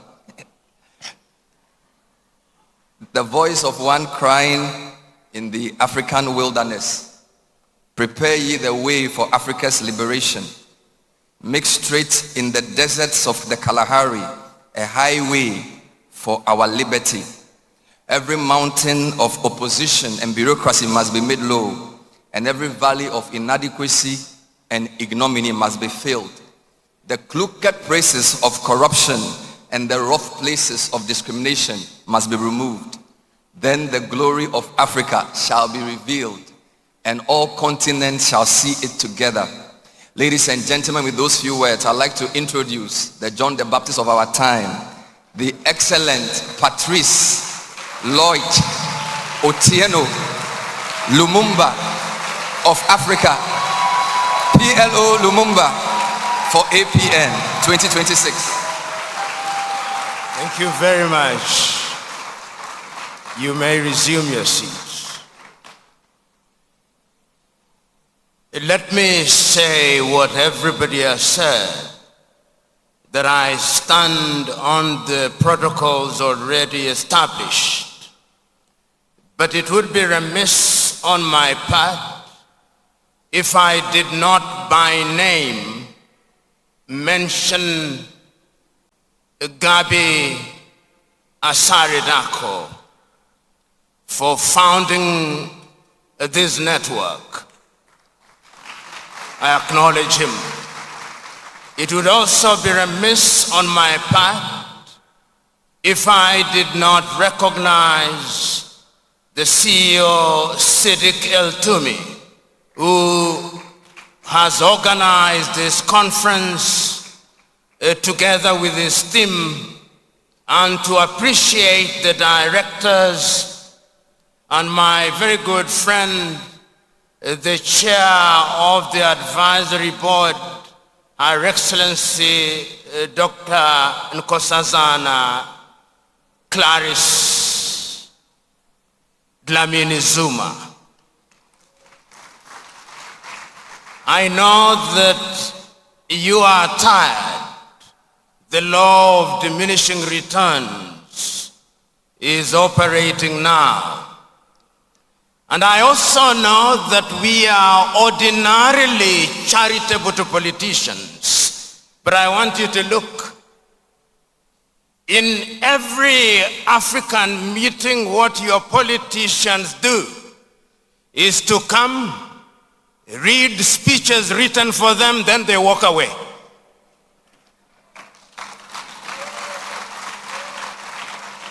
Then we wonder why we have protocols that are never fulfilled because we want to be nice. I want to remind all of us that until the day our politicians change their modus operandi, this continent will not realize what she desires. How is it that Chair Dlamini Zuma has been sitting here for 3 days and young politicians simply saunter in and saunter out? They must be called out. We have been too nice to politicians for too long. The time is now to tell them the truth in its unadulterated form.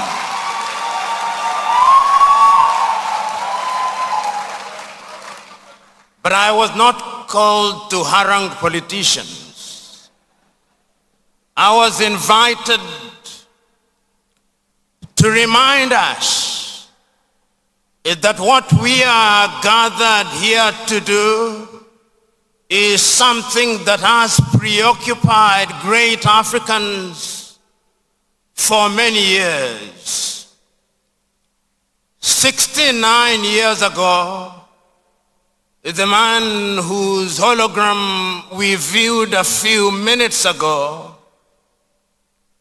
stood here in Accra, Ghana, and said that the independence of Ghana meant nothing if the rest of Africa was not free. When he spoke then, most of Africa was under colonization, excluding Ethiopia, Liberia, Sudan, and Egypt. Many years since then, all African countries claim to be independent, but many times our independence does not go beyond flags and national anthems. So we are here to remind ourselves that there is work to be done. Because when the Osagyefo Kwame Nkrumah spoke, there was a sense of urgency. No sooner had Ghana realized our independence in 1957 than he convened another meeting in 1958 here in Accra. The theme was one, a united and therefore borderless Africa. But nothing happened. 2 years later, Africans met again in Casablanca, Morocco. The theme once again was a united Africa. As if meetings were what we were about doing in 1963. 32 heads of states and government gathered in Addis Ababa, Ethiopia. There were two groups. The Casablanca group, animated by a sense of urgency that Africa must unite, and the Monrovia group, crippled by lethargy, saying that we had to move slowly. And if you listen to the speech of the Osagyefo, a portion of which we have just listened to, there was a sense of urgency. He was almost desperate in reminding his audience that if they did not unite then the centrifugal forces would set in, and they did. And that is why even when we are gathered in assemblies such as this, without much thought, we call ourselves Anglophone, Lusophone, Francophone, Arabophone, and very soon Sinophone or Russophone. That is the stage in which we still are. Africa left Addis Ababa weak and disunited. I'm speaking to you at a time when the British still gathers our former colonies and our neo-colonial institution called the Commonwealth. And when our leaders go there, they sit in the meeting from beginning to end. The French still gather their colonies under La Francophonie. The Portuguese also gather their former colonies. And because we do not want to annoy them, we speak nicely about them. Nkrumah foresaw this. So as we are gathered here today, talking about a borderless Africa, let us be realistic. I'm speaking to you at a time when Africa is bleeding. There's war in Sudan. Nobody mentioned about it here. There is war in the eastern part of the Democratic Republic of Congo. Nobody mentioned it here. The Sahelian countries, Burkina Faso, Niger, and Mali are excluded from the activities of the African Union. Africa is not at ease. So even as we talk about a borderless Africa, we must talk about an Africa where there is peace. Because you can have all the free borders you have, but if there is no peace, where will you move? I remember, I believe it's in the year 2020, the African Union said that there was the silencing of the guns. The guns are with us again. So my fellow Africans, let us not be romantic about what we are saying. Let us be realistic. Let us wed our words with our deeds.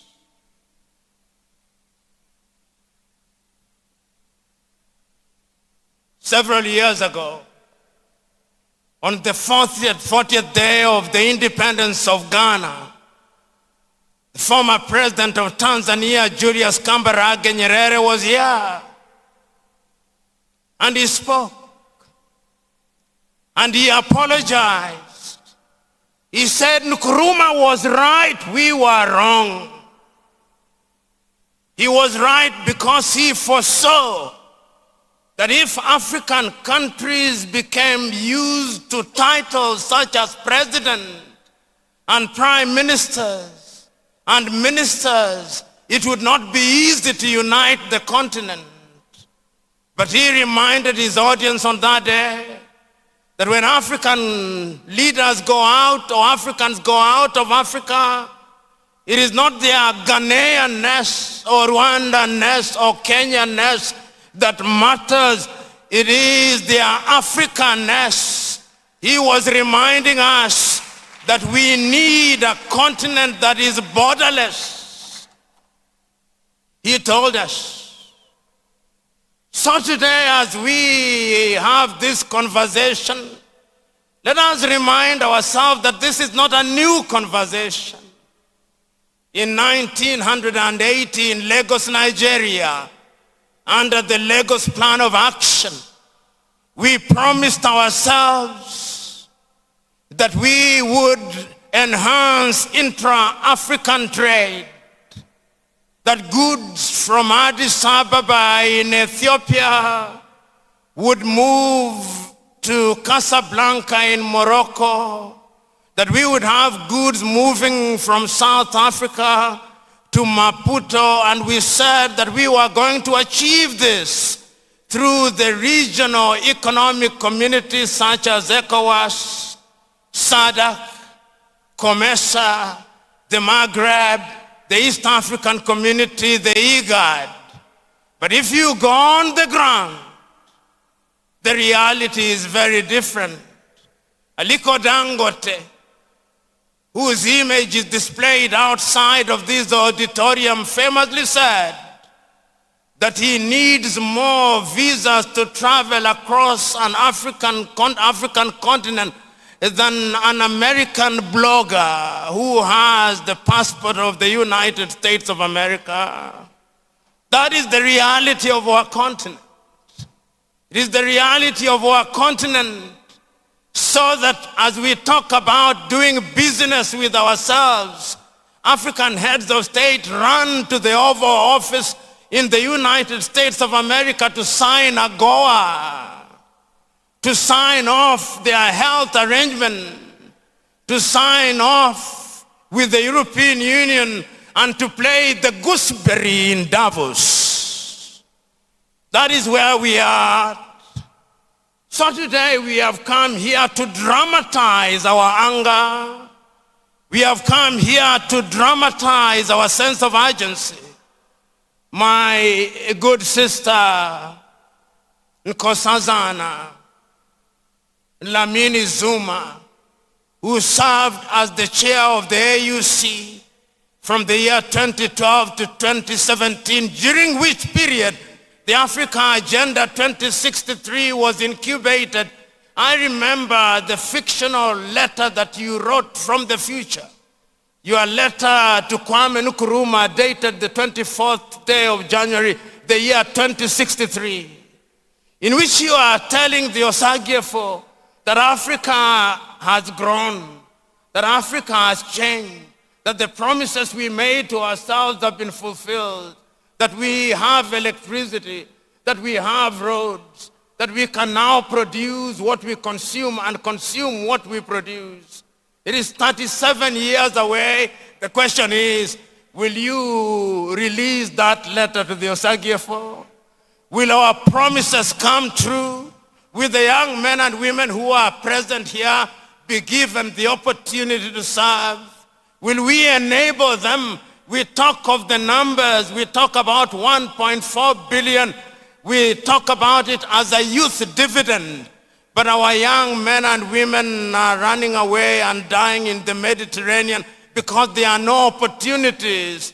They are running away because we do not create an environment where they can invent and innovate. The question is, how are we going to change this? The answer is, we must rethink Africa.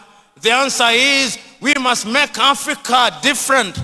We must make Africa work. We must have self-esteem. We must be able to understand that nobody is going to help us.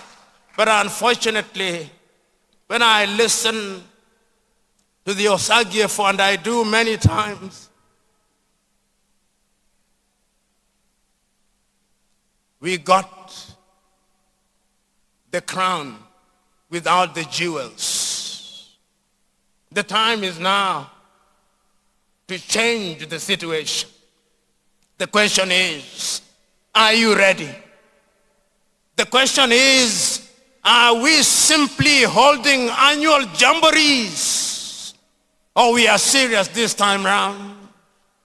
The question is, will we hold yet another meeting and other meetings without action? That is the question that Africans are asking. The question is, are we going to do that which is in the best interest of the continent of Africa? The question is, are the countries prepared to make countries visa-free? Are we prepared to have one currency? Are we prepared to have one identity? Are we prepared to empower our young men and our women? Are we creating an environment where we can realize our potential? Are we prepared to embrace the dividends of the 4th and 5th industrial revolution? Are we prepared to embrace artificial intelligence? And are we making our own, or we are relying on China and Russia and the United States of America and all the other countries? Are we not in danger of having yet another scramble for Africa? These are the questions that we ought to pose even as we celebrate what we desire to do. It is not easy. And those who think it is easy will be disappointed. This is a journey which is intergenerational. The generation that has started this journey will not conclude it. So the young men who are here, you are from the Democratic Republic of Congo, are you ready for a borderless South Africa? You are from Ghana, are you ready? You are from Nigeria, are you ready?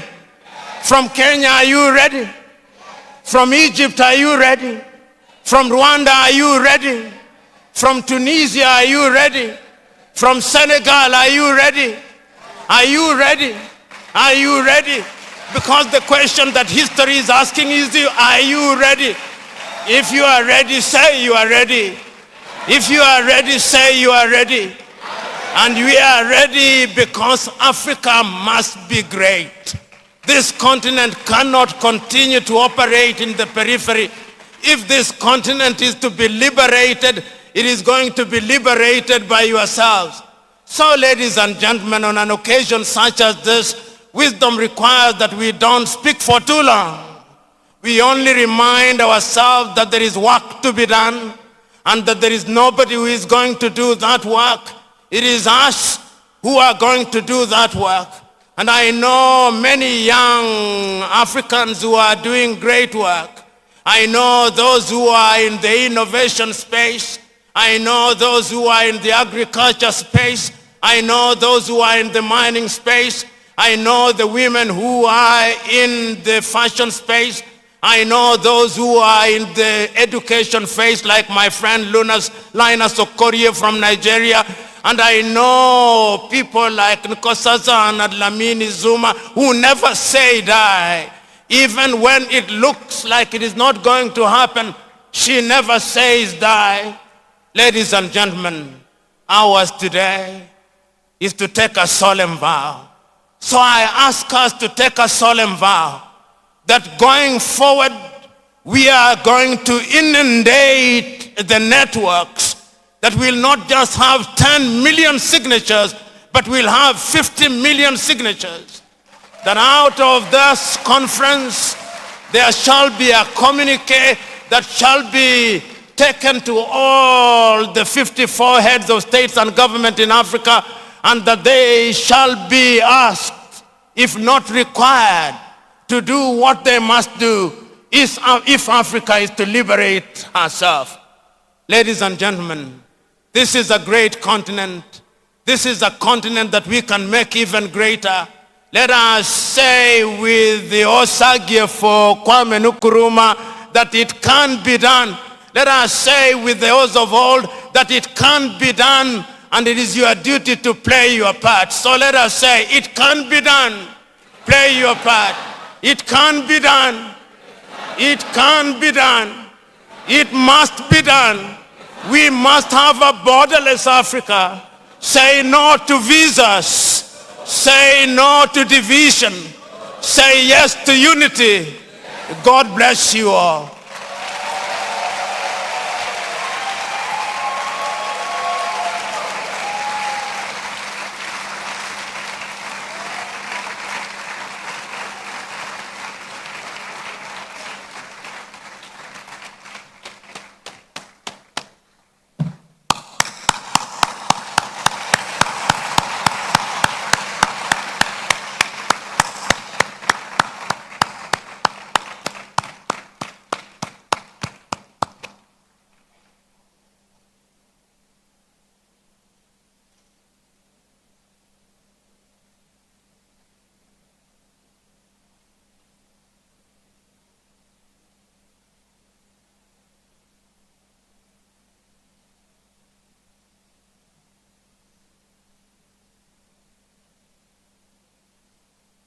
The voice of Africa, PLO Lumumba. One more time, ladies and gentlemen.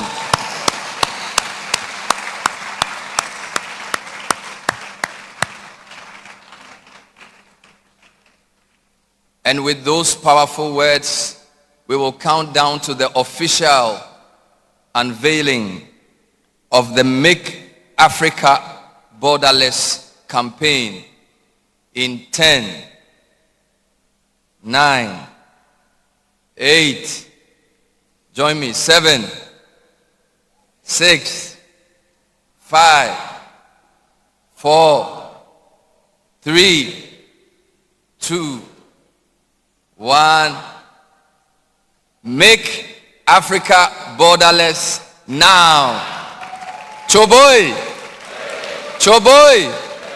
Choboya!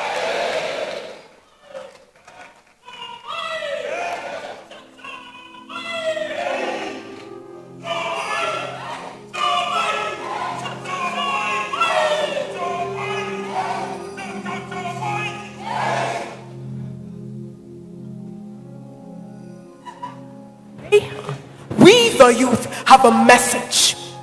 For there is a catastrophe and a calamity waiting to happen.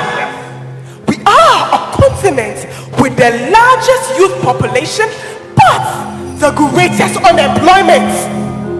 And a continent with the greatest unemployment is a recipe for disaster. Today, we the youth have a message. There is opportunity and potential waiting to be unleashed. We are a continent with the largest youth population and the biggest single market. And a continent with the biggest single market is a recipe for prosperity. And so, choose your choice. Prosperity or disaster?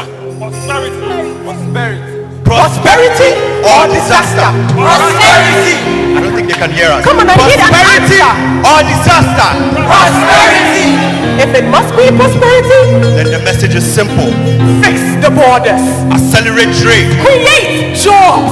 Expand your economies. Deliver prosperity.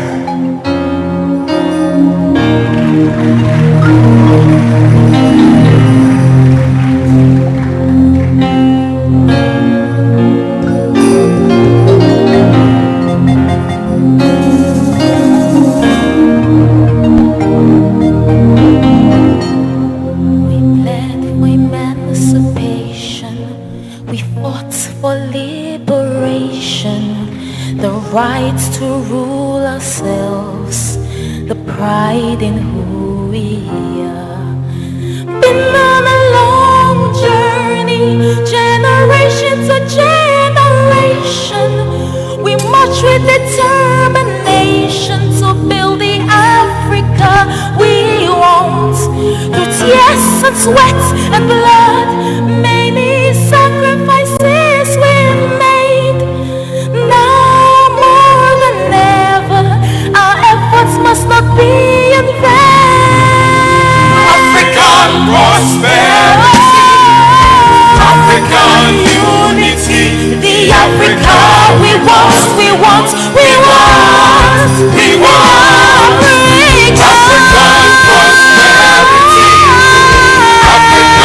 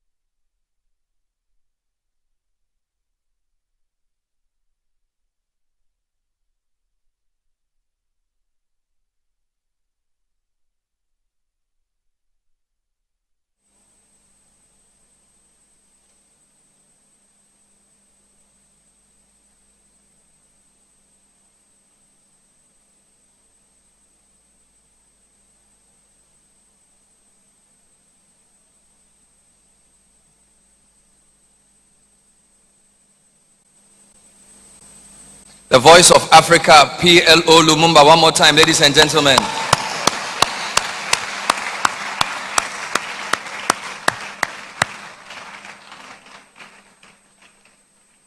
And with those powerful words, we will count down to the official unveiling of the Make Africa Borderless campaign in 10, 9, 8, join me, 7, 6, 5, 4, 3, 2, 1. Make Africa borderless now. Choboy! Choboy! Choboya!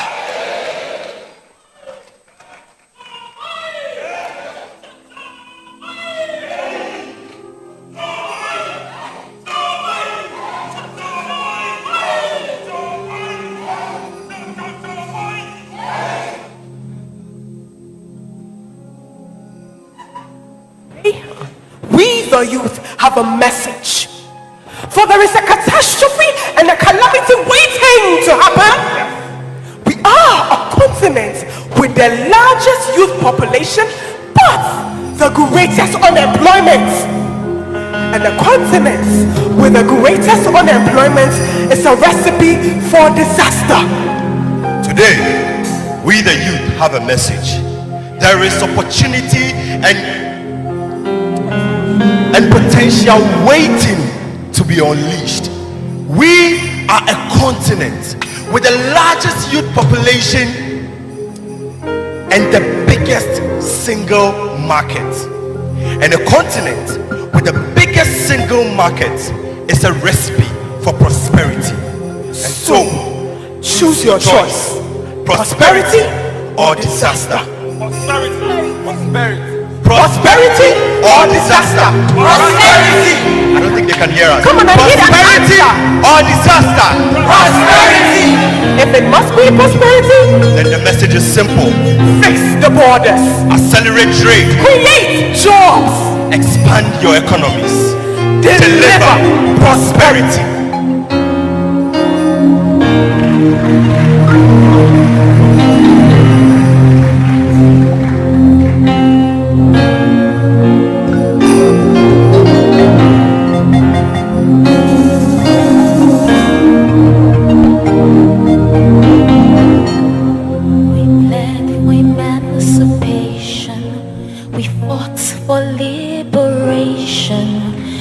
Rights to rule ourselves, the pride in who we are. Been on a long journey, generation to generation. We march with determination to build the Africa we want. Through tears and sweat and blood, many sacrifices we've made. Now must not be in vain. African prosperity, African unity, the Africa we want, we want, we want, we want. African prosperity, African unity, Agenda 2063, the Africa we want, we want. Africa we want, Africa we want, we want, we want. We bled for emancipation, we fought for liberation, the right to rule ourselves, the pride in who we are, the Africa we are. We've been screaming, we've been screaming.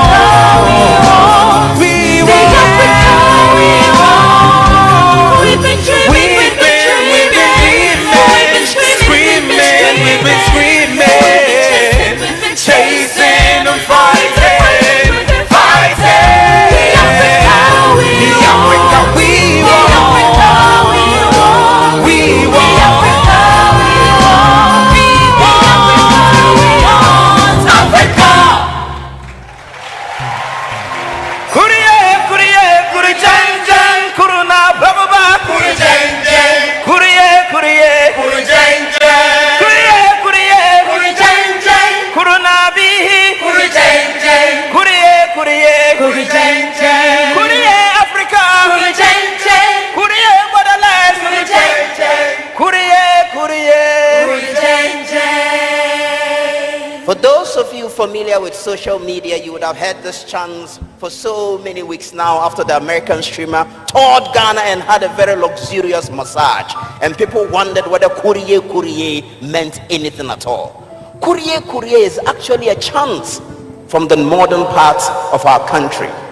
And it's usually used to call the community together to work for the development of their community. And so when the women gather in groups, especially to prepare what they need to prepare for the community, they use Kuriye Kuriye as a chant. But also as a recreation, when they sit together as a circle, they pass the stones around and they sing Kuriye Kuriye Kurijanjan, so that the stone moves around the circle.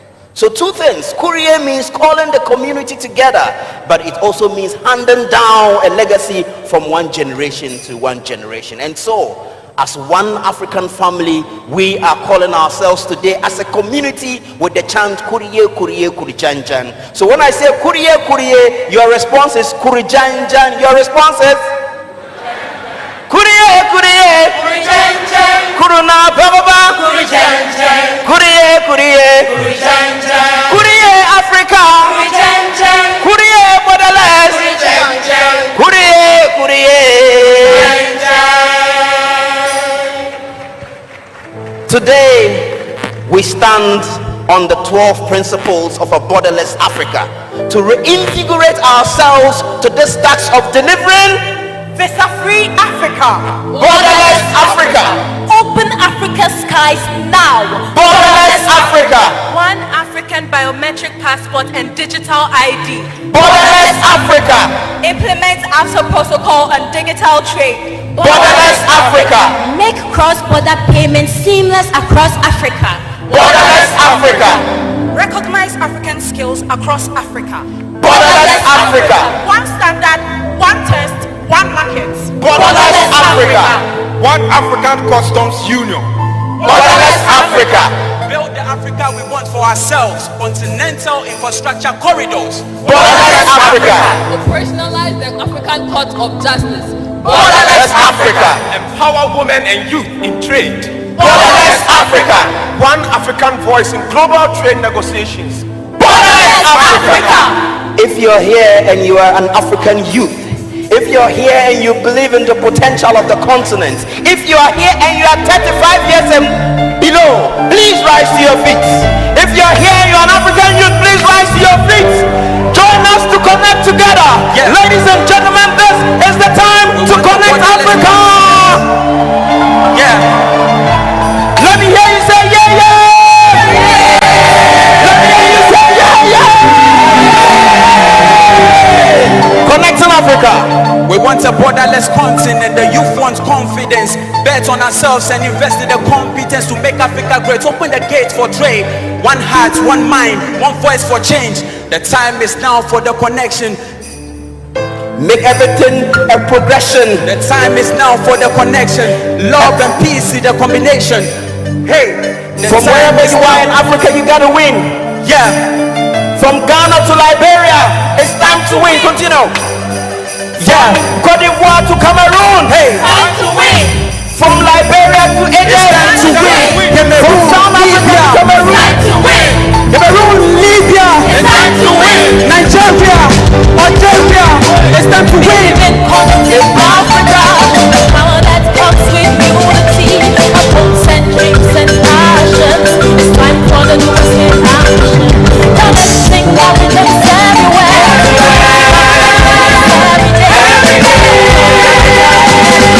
The future is here and we're here to win. Africa, it's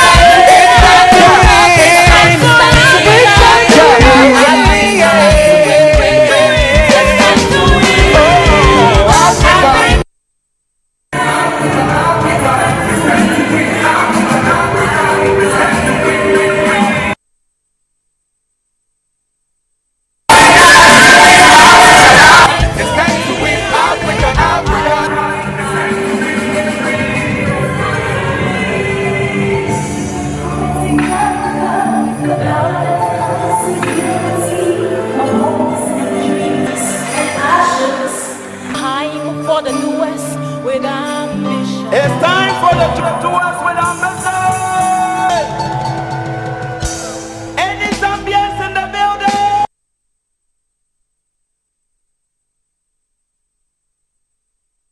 Africa is time to win. Borderless Africa is time.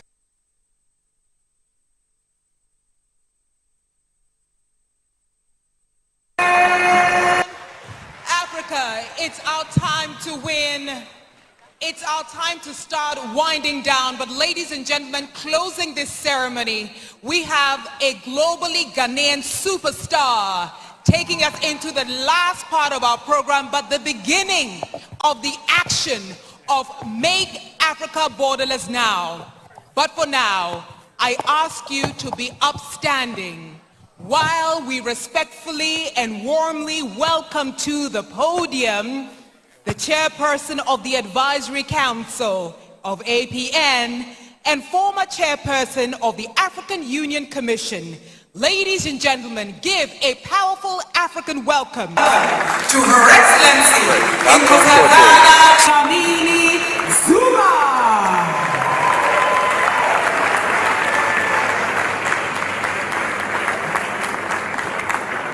Thank you so very much, Program Director. I think everything that is said is correct. You agree with me? Yes. But I want to say that I think is one, for the borderless African women, we must decolonize our minds.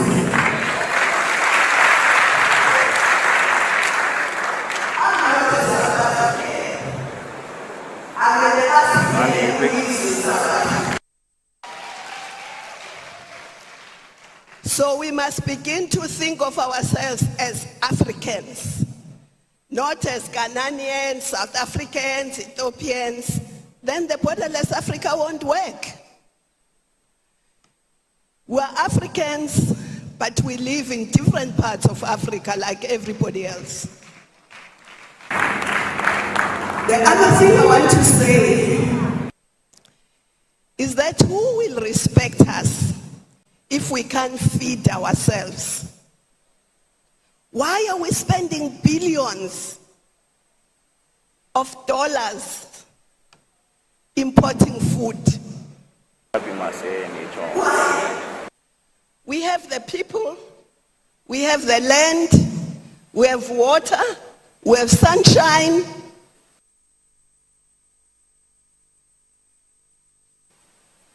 And as Thomas Sankara said, who feeds you controls you.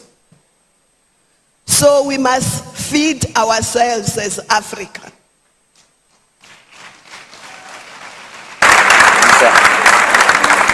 We can feed ourselves and we help the world if we put our minds and our hands to it.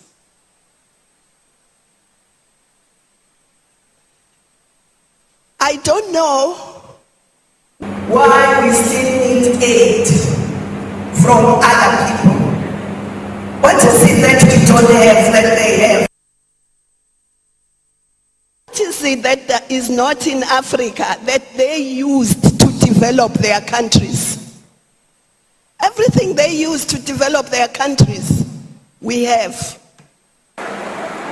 Just that we are not using it to develop ourselves. We are taking it to the ports every day instead of using what we have. Why aren't we beneficiating our own needs? Why? Can somebody give me an answer?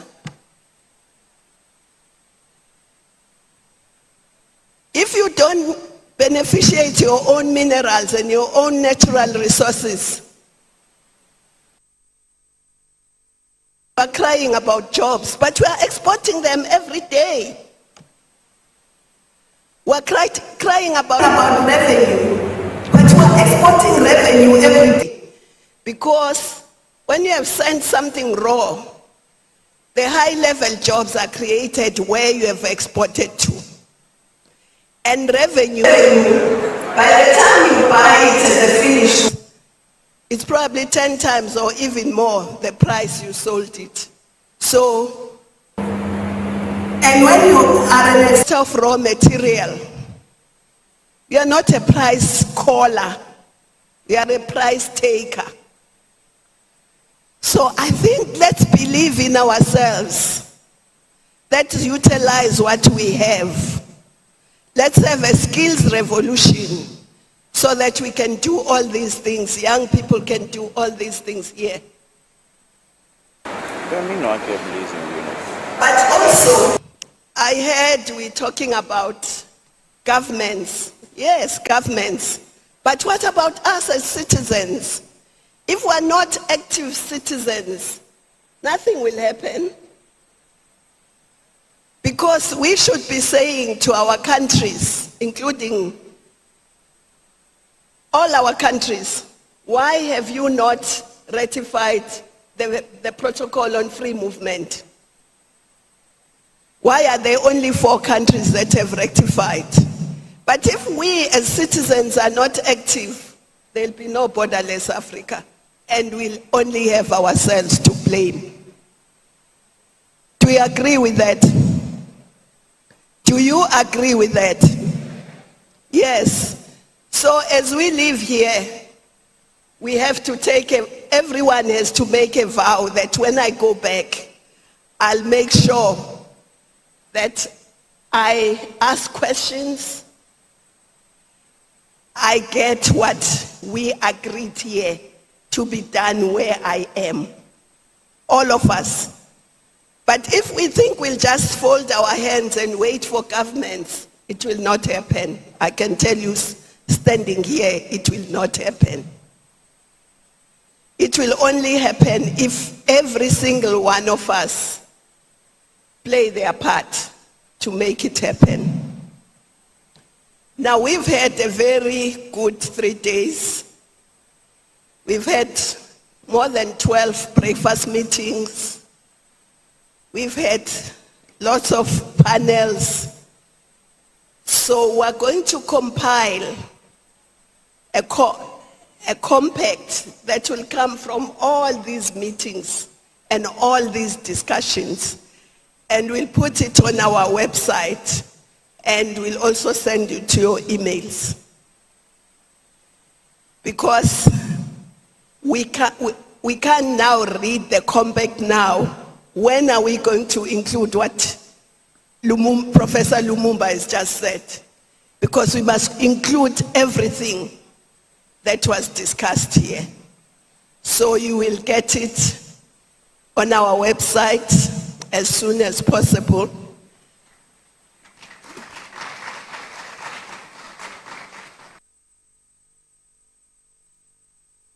I want to ask you for a big applause for yourselves for having come here.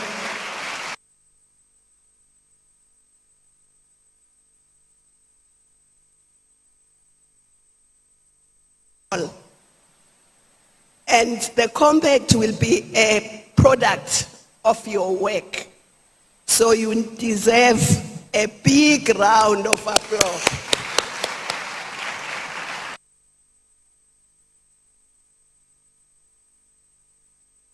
I want to thank the team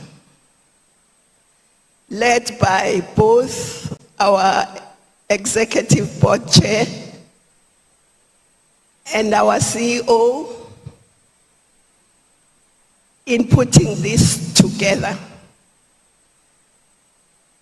We've had a great time here, and we thank you for all the work you have put together. Thank you. And of course, we thank, in their absence, the Vice President of Gabon, First Lady of Angola, the Vice President of Ghana was here with us, and all the ministers, the MPs, and everybody who has participated here, who may not be here now. We thank all of them. And for those who are going to travel, explore Accra a bit before you go.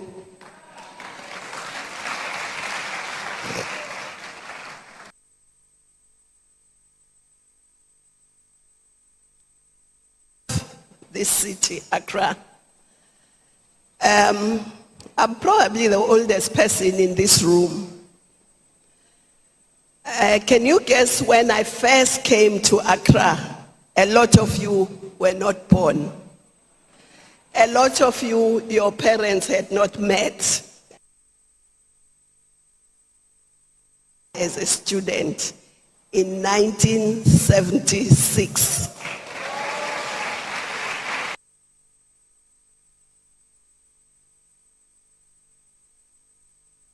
Student organization that was headquartered here in Ghana called the All Africa Students Union. I came to participate in a conference organized by the All Africa Students Union here in Ghana. And Ghana, Africans in Ghana, keep it up. You are a symbol of our Pan-Africanism.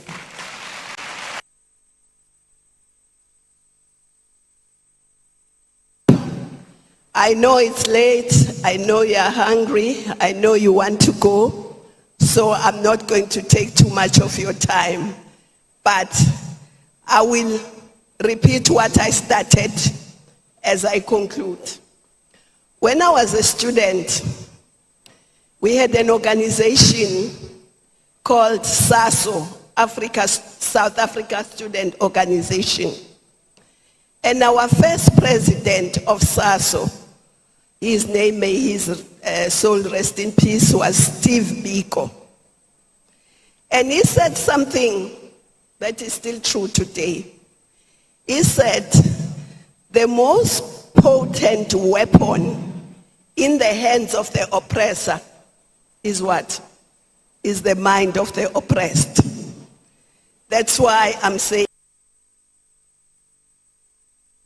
believe in ourselves. Then the borderless Africa. Thank you, Medas.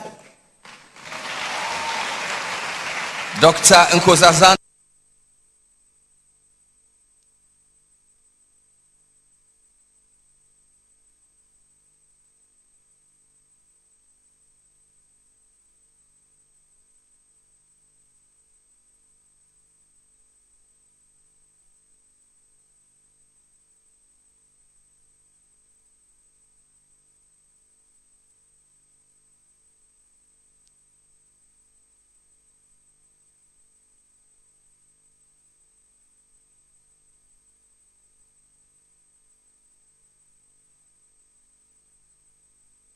Sitting here the whole time. Thank you so much, Mommy. Thank you. Before we get to the final torch lighting, the call for action is clear. And so we're going to put up the QR code on the screen, and we're going to ask everybody to take out their mobile phones and connect to the website and sign the 10 million petition for a borderless Africa now. So kindly point your phone cameras to this. Let the link be opened. It takes less than a minute to do this. We are almost 4,000 in this room. It would move our numbers up very quickly. And so let's sign the petition now. Tell your neighbor, sign the petition now. Bernard, have you signed? Have you signed? I'm about to do that now. If you don't know how to do this, ask the 35-year-old or somebody younger next to you to help you with your phone. Point the camera to the...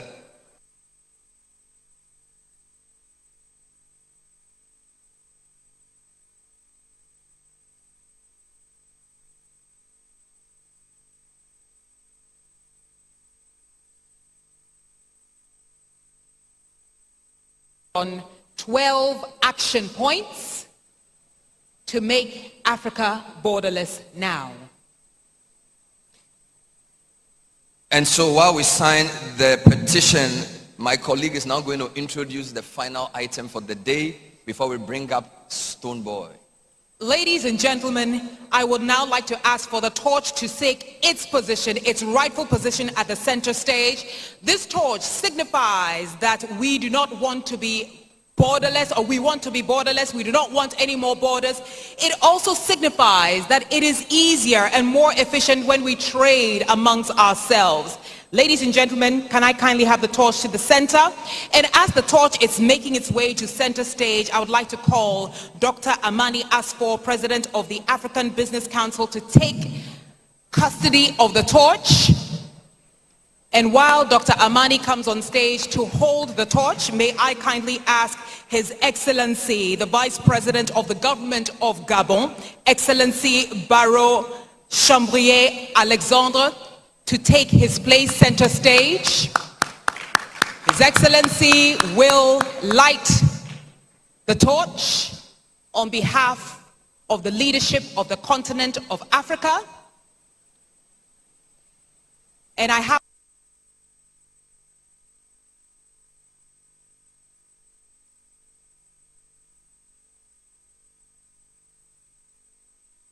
we only focus on what we say, we action what we say. We have mentioned the role of youth, we have mentioned the role of women, we have mentioned the role of SMEs. Your Excellency, please go ahead and light the torch, signifying a borderless Africa, signifying that when we trade amongst ourselves, we achieve prosperity. Ladies and gentlemen, Choboya! I said Choboy!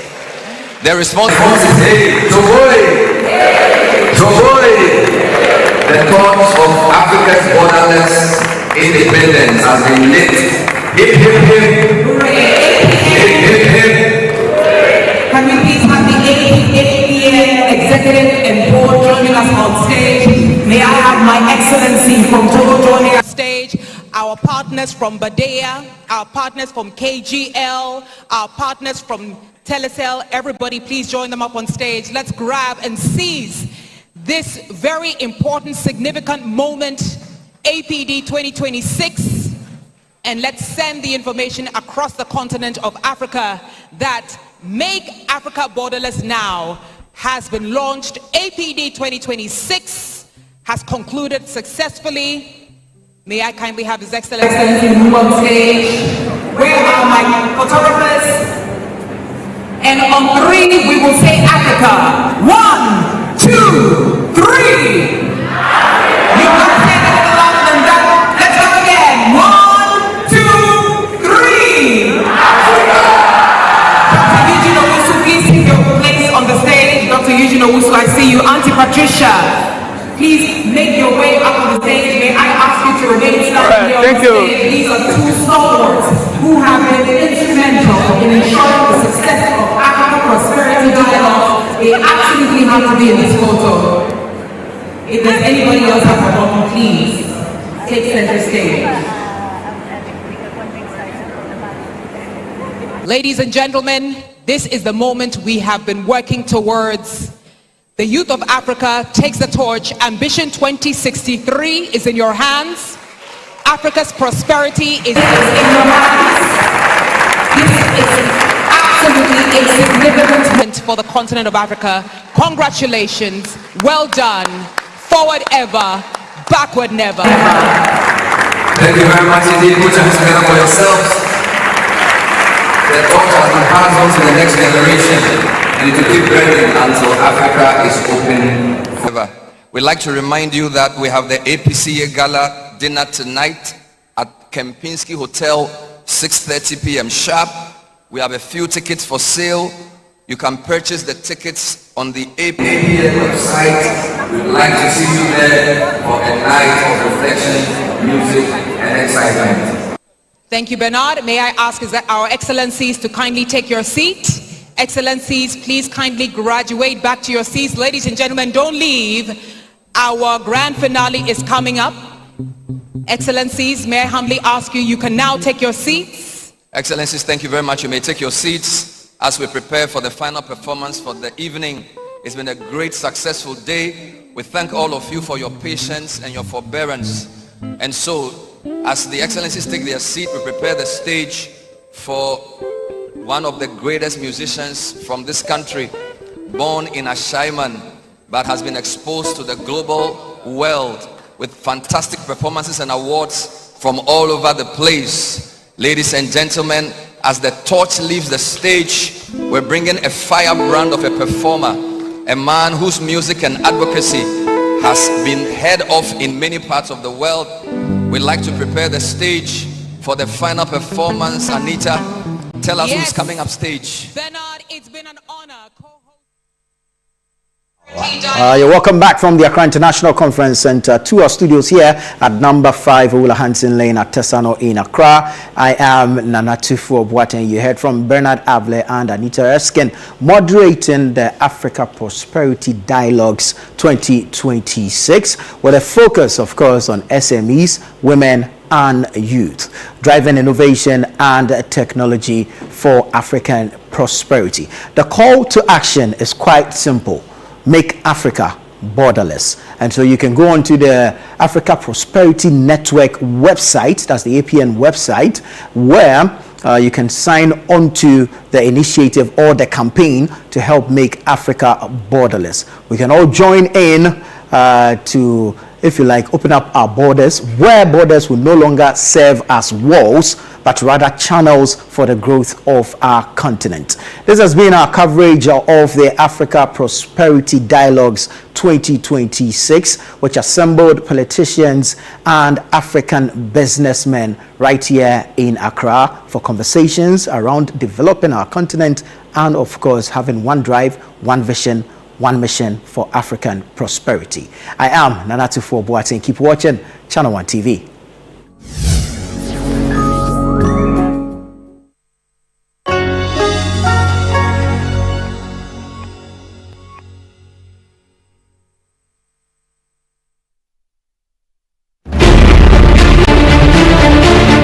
Every day, across Ghana, stories unfold. Stories of hope, struggle, courage, and progress. At Channel 1 TV, we tell your story with